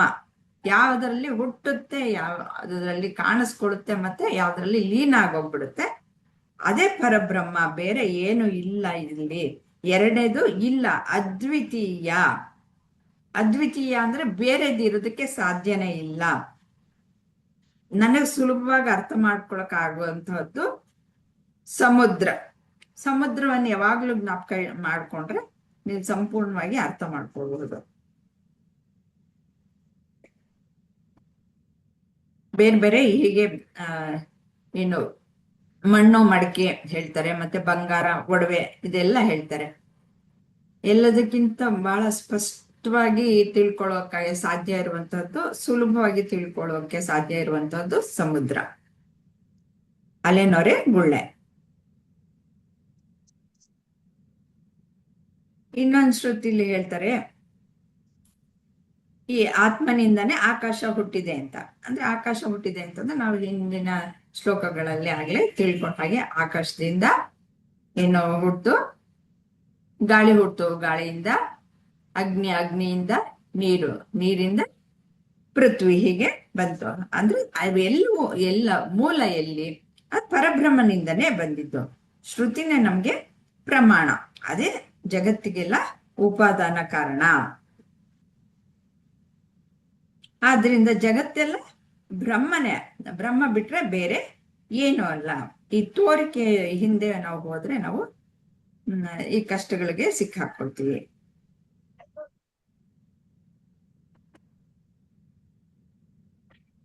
ಇದನ್ನ ಮಾಂಡುಕ್ಯ ಉಪನಿಷತ್ತಲ್ಲೂ ಹೇಳಿದ್ದಾರೆ, ಛಾಂದೋಗ್ಯ ಉಪನಿಷತ್ತಲ್ಲೂ ಹೇಳಿದ್ದಾರೆ ಅಂತ ಬಿಟ್ಟು ಹೇಳ್ತಾ ಇದ್ದಾರೆ.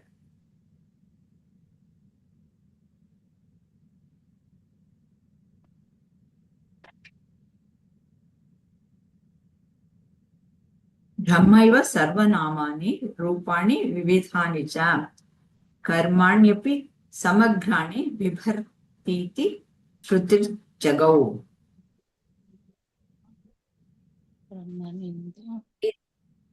ಇದರ ಅರ್ಥ ಬ್ರಹ್ಮವೇ ಎಲ್ಲ ನಾಮಗಳನ್ನು, ಬಗೆ ಬಗೆಯಾದ ರೂಪಗಳನ್ನು, ಎಲ್ಲ ಕರ್ಮಗಳನ್ನು ಧರಿಸಿರುವುದೆಂದು ಶ್ರುತಿಯು ಹೇಳಿರುತ್ತದೆ.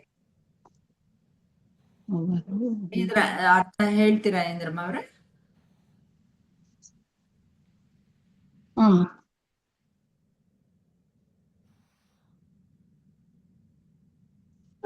ಮೇಡಮ್, ಅಂದ್ರೆ ಬ್ರಹ್ಮ ಮಾತ್ರ ಎಲ್ಲಾ ರೀತಿಯ ಹೆಸರುಗಳು, ರೂಪಗಳು ಮತ್ತು ಕ್ರಿಯೆಗಳ ಆಧಾರವಾಗಿದೆ ಎಂದು ಶ್ರುತಿ ಸ್ಪಷ್ಟವಾಗಿ ಘೋಷಿಸಿದೆ.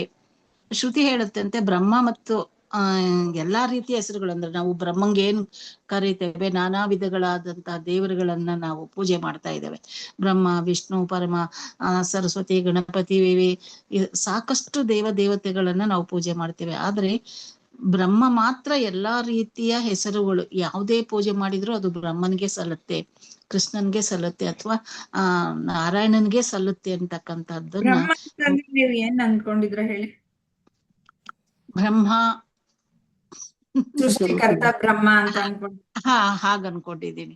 ಬ್ರಹ್ಮ ಅಂದ್ರೆ ಇಲ್ಲಿ ಬ್ರಹ್ಮ ಅಲ್ಲ, ಸರ್ವನಾಮಾನಿ, ಎಲ್ಲಾ ಹೆಸರು, ಒಂದು ಅದಕ್ಕೂ ಸೃಷ್ಟಿಕರ್ತ ಬ್ರಹ್ಮನಿಗೂ ಆಯಸ್ಸು ಅನ್ನೋದಿದೆ. ಸೃಷ್ಟಿಕರ್ತ ನಾವು ಇದು ಕುರಿತಾಗಿ ಎಲ್ಲ ನಾವು ಮಾಡ್ತಾ ಇರೋದು. ಎಲ್ಲದಕ್ಕೂ ಮೂಲ ಕಾರಣವಾದಂತ ಪರಬ್ರಹ್ಮ. ಪರಬ್ರಹ್ಮ ಅಂತಂದ್ರೆ ಇವೆಲ್ಲದಕ್ಕಿಂತ ಅತೀತವಾದಂತಹದ್ದು. ಈ ಸೃಷ್ಟಿಕರ್ತ ಬ್ರಹ್ಮ ಏನಿದ್ರು ಪಾತ್ರ ಅಷ್ಟೇ. ನೀವು ಯಾವಾಗ್ಲೂ ಅರ್ಥ ಮಾಡ್ಕೊಳ್ಬೇಕಾಗಿರೋದು ಬ್ರಹ್ಮ ಅಂತ ತಕ್ಷಣನೇ ನಮಗೆ ಬ್ರಹ್ಮ ಅಂದ ತಕ್ಷಣ ಸೃಷ್ಟಿಕರ್ತ ಬ್ರಹ್ಮನೇ ಬರ್ತಾ ಇದೆ. ಇನ್ನೂ ಮುಳುಗಿಲ್ಲ ತತ್ವಜ್ಞಾನದಲ್ಲಿ. ಆಗ್ಲೇ ನೀವು ಅಪರೋಕ್ಷ ಅನುಭೂತಿಗೆ ಬಂದಿದ್ದೀರ ಅಲ್ಲ? ಬಂದಿದ್ದೀವಿ. ತಿಳ್ಕೊಳ್ಳಿ. ಹಾ ಮೇಡಮ್. ಪರಬ್ರಹ್ಮ ಅಂತಂದ್ರೆ ಮೂಲ ಕಾರಣ, ಮೂಲ ಸತ್ಯ. ಈ ಸೃಷ್ಟಿಕರ್ತ ಬ್ರಹ್ಮ ಏನಿದ್ರು ಪಾತ್ರ.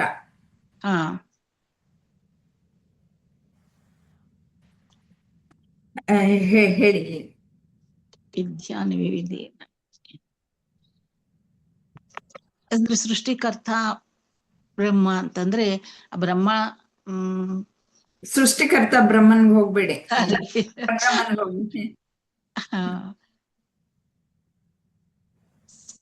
ಸಮಗ್ರಾಣಿ ನಮ್ಮ ಚೈತನ್ಯ ಸ್ವರೂಪಿ.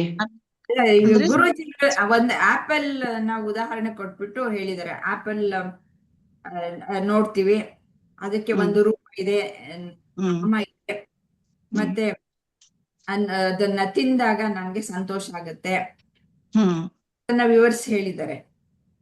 ಹೇಗೆ ಅಂದ್ರೆ ಆ ನಾಮ ಅನ್ನೋದು ಏನೋ ಅದರ ಅಸ್ತಿತ್ವ, ರೂಪ ಅದೇನು ಚಿತ್, ಮತ್ತೆ ಅದೇನು ಅದ್ ತಿಂದಾಗ ಸಂತೋಷ ಕೊಡುತ್ತೆ ಅಂದ್ರೆ ಆನಂದ. ಅದು ಯಾವ್ದ್ರ ಒಂದು ಸ್ವರೂಪ ಲಕ್ಷಣ? ಸಚ್ಚಿದಾನಂದ ಅಂತಂದ್ರೆ ಪರಬ್ರಹ್ಮನ ಒಂದು ಸ್ವರೂಪ ಲಕ್ಷಣ. ಅಂದ್ರೆ ಪ್ರತಿಯೊಂದರಲ್ಲೂ ಸಹ ಆ ಒಂದು ಲಕ್ಷಣಗಳು ಇದೆ, ನಮ್ಗೆ ಅದು ಅರ್ಥ ಇಲ್ಲ ಅಷ್ಟೇ. ಅಂದ್ರೆ ಎಲ್ಲಾ ಇದ್ರಲ್ಲಿ ಕೂಡ ಬ್ರಹ್ಮಾಂಡದಲ್ಲಿ ಇರ್ತಕ್ಕಂತ ಎಲ್ಲಾ ಜೀವ ಜಂತುಗಳಲ್ಲಿ ಆ ಪರಮಾತ್ಮನ ಆ ಸ್ವರೂಪ ಇದೆ. ಸ್ವರೂಪನ ಪ್ರತಿಬಿಂಬಗಳೇ ನಾವು ಮೇಡಮ್.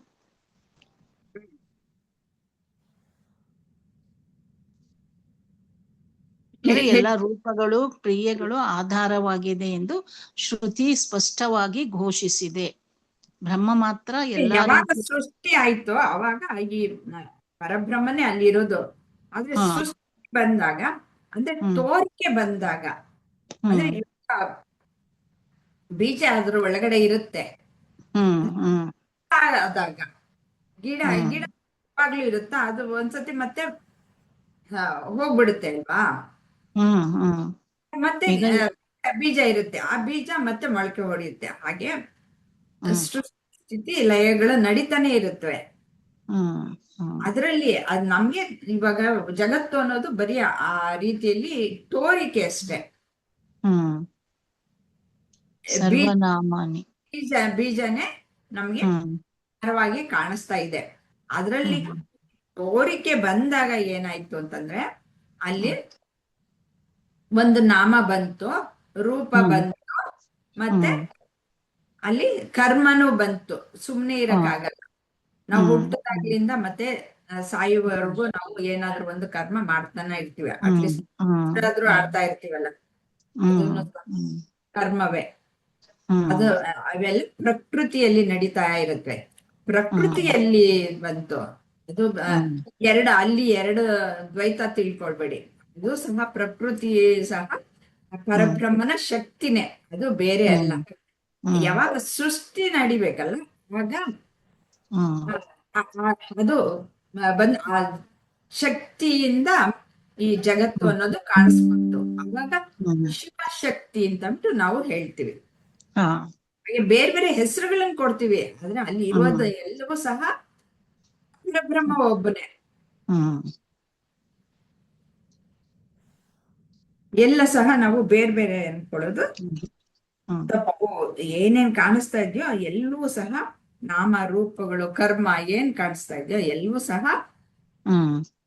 ಪರಬ್ರಹ್ಮ ಸ್ವರೂಪವೇ. ಇಲ್ಲಿ ಬೇರೆ ಬೇರೆ ಅನ್ನೋದು ಏನು ಇಲ್ಲ ಹೇಳ್ತಾ ಇದ್ದಾರೆ. ಇಷ್ಟಕ್ಕೆ 50ಕ್ಕೆ 2ನೇ ದಿನದ ಒಂದು ಗುರುಜಿ ಕೊಟ್ಟಿರುವಂತಹ ಉಪನ್ಯಾಸ ಮುಗೀತು. ಇನ್ನು 3ನೇ ಉಪನ್ಯಾಸನ ಮುಂದೆ ಸ್ವಲ್ಪ ನೋಡ್ಕೊಂಡು ಬನ್ನಿ ಪೂರ್ತಿಯಾಗಿ. ಎಲ್ಲಿ ಮೆಟೀರಿಯಲ್ಸ್ ಸಿಗಲ್ಲ ಮೇಡಮ್. ಇದನ್ನ ಓದಿದ್ಮೇಲೆ ಎಲ್ಲಿ ಇದನ್ನ ನೋಡ್ಬೇಕು, ಶೋಧಿಸ್ಬೇಕಪ್ಪ ಅನ್ಸುತ್ತೆ.